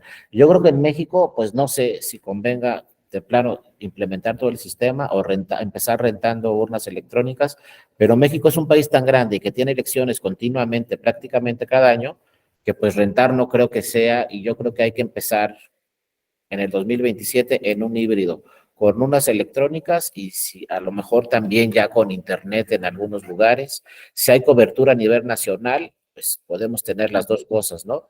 Una electrónica en zonas muy complicadas de llegar o donde se pueda caer el internet, pero también por otro lado en ciudades como por ejemplo la Ciudad de México, que tiene cobertura toda la Ciudad de México de internet, pues a lo mejor ahí podemos implementar ya directamente el voto por internet, ¿no? Como dice Fabiola, hay que revisar ese link donde nos mandó, donde se están discutiendo los temas, pero apenas estamos empezando, pero ojalá sí se tenga todo este tema ya listo para el 2027 y las elecciones federales del 2017, pues ya podamos hablar de que vamos a votar en una urna electrónica, porque en el 2027, pues ahora sí que como dice el presidente, yo tengo otros datos, pero pues vamos a hacer más de 100 millones en la lista nominal.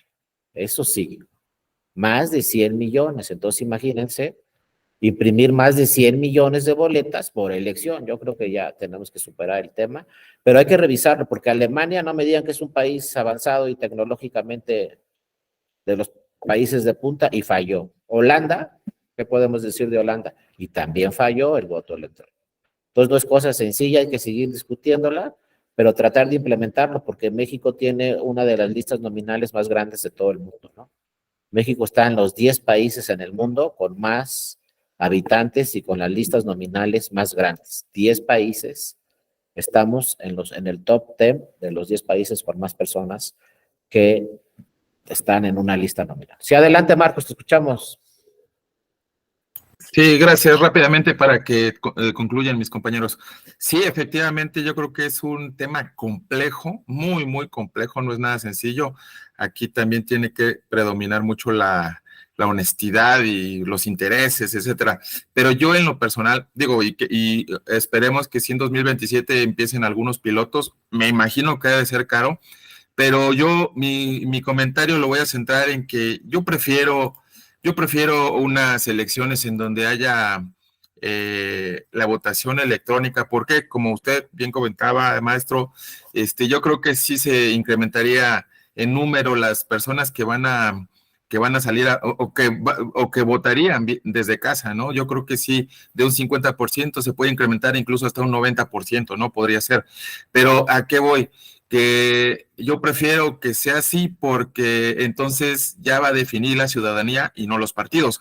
Ahorita estamos viendo, y pues bueno, eso ya es opinión de cada quien, que pues, pues quienes están ganando todas las elecciones son los que a final de cuentas, bien o mal, tienen todos los recursos. Entonces los están ganando un solo partido, pero porque ellos tienen los recursos. Entonces yo ya quiero ver unas elecciones en donde salga ese otro 40%, pero que es la ciudadanía, para que definamos bien y para que razonemos bien ese voto. Es todo.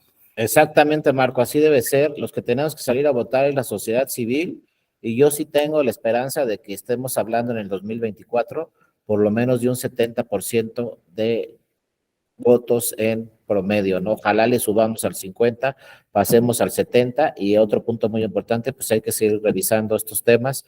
Como dice Han también, pues hay personas que, ¿cómo vamos a garantizar en una urna electrónica el secreto del voto? Hay que revisar esos temas, ¿no? Y luego otro tema que, fíjense, ayer estuvimos hablando de los de prisión, personas que se encuentran en prisión, pero a ver, yo les pregunto, ¿cuántos enfermos va a haber en hospital en el 2024? ¿Y esos van a poder votar o no? Hay que revisar todos esos temas. Hay muchas personas que están enfermos en un hospital o están enfermos en su casa y no pueden salir a votar. También tenemos que pensar en ese sector para que puedan emitir su voto, ¿no? En las próximas elecciones, y una serie de temas muy interesantes. Pero hay que empezar con lo primero, como ya lo platicamos ayer y hoy, salir a votar. Hay que terminar con este 50%, que ya es un dolor de cabeza de 32 años, y salir a votar la sociedad en general, porque los partidos, como dice muy bien Marco, pues ellos están tranquilos con su voto duro y dicen, pues yo con esto gano, pues ya estamos del otro lado. Pero el día que salga toda la sociedad civil, entonces los partidos, todos sus números, no les van a cuadrar, porque van a decir, no, pues ya salió la sociedad civil y ellos van a decidir, y pues sí, nosotros somos, no, los que tenemos que decidir. Y bueno, ya veremos qué sucede. Bueno, compañeras y compañeros, pues ya terminamos el día de hoy. Fíjense, la boleta, les dije, ni crean que vamos a ver rápido el tema de la boleta, porque son muchos puntos a revisar, pero bueno, por lo menos concluimos con la boleta. Me da mucho gusto su participación, también me da mucho gusto su atención, y nos veremos en las siguientes sesiones. Mañana va a estar otro compañero conmigo, con ustedes, perdón, mi compañero, el doctor Alonso, también es un gran profesor. Va a tener sesión con él mañana, y posteriormente nos vamos a seguir viendo en otras sesiones. Por lo pronto les agradezco a todas y a todos de verdad mucho su atención. Les deseo que tengan un excelente fin de semana. Nos veremos la próxima semana. Cuídense mucho, que estén muy bien. Les mando un abrazo a todas y todos. Que tengan excelente fin de semana. Cuídense mucho. Hasta luego. Un abrazo. Gracias a todas y todos. Buenas noches. Buenas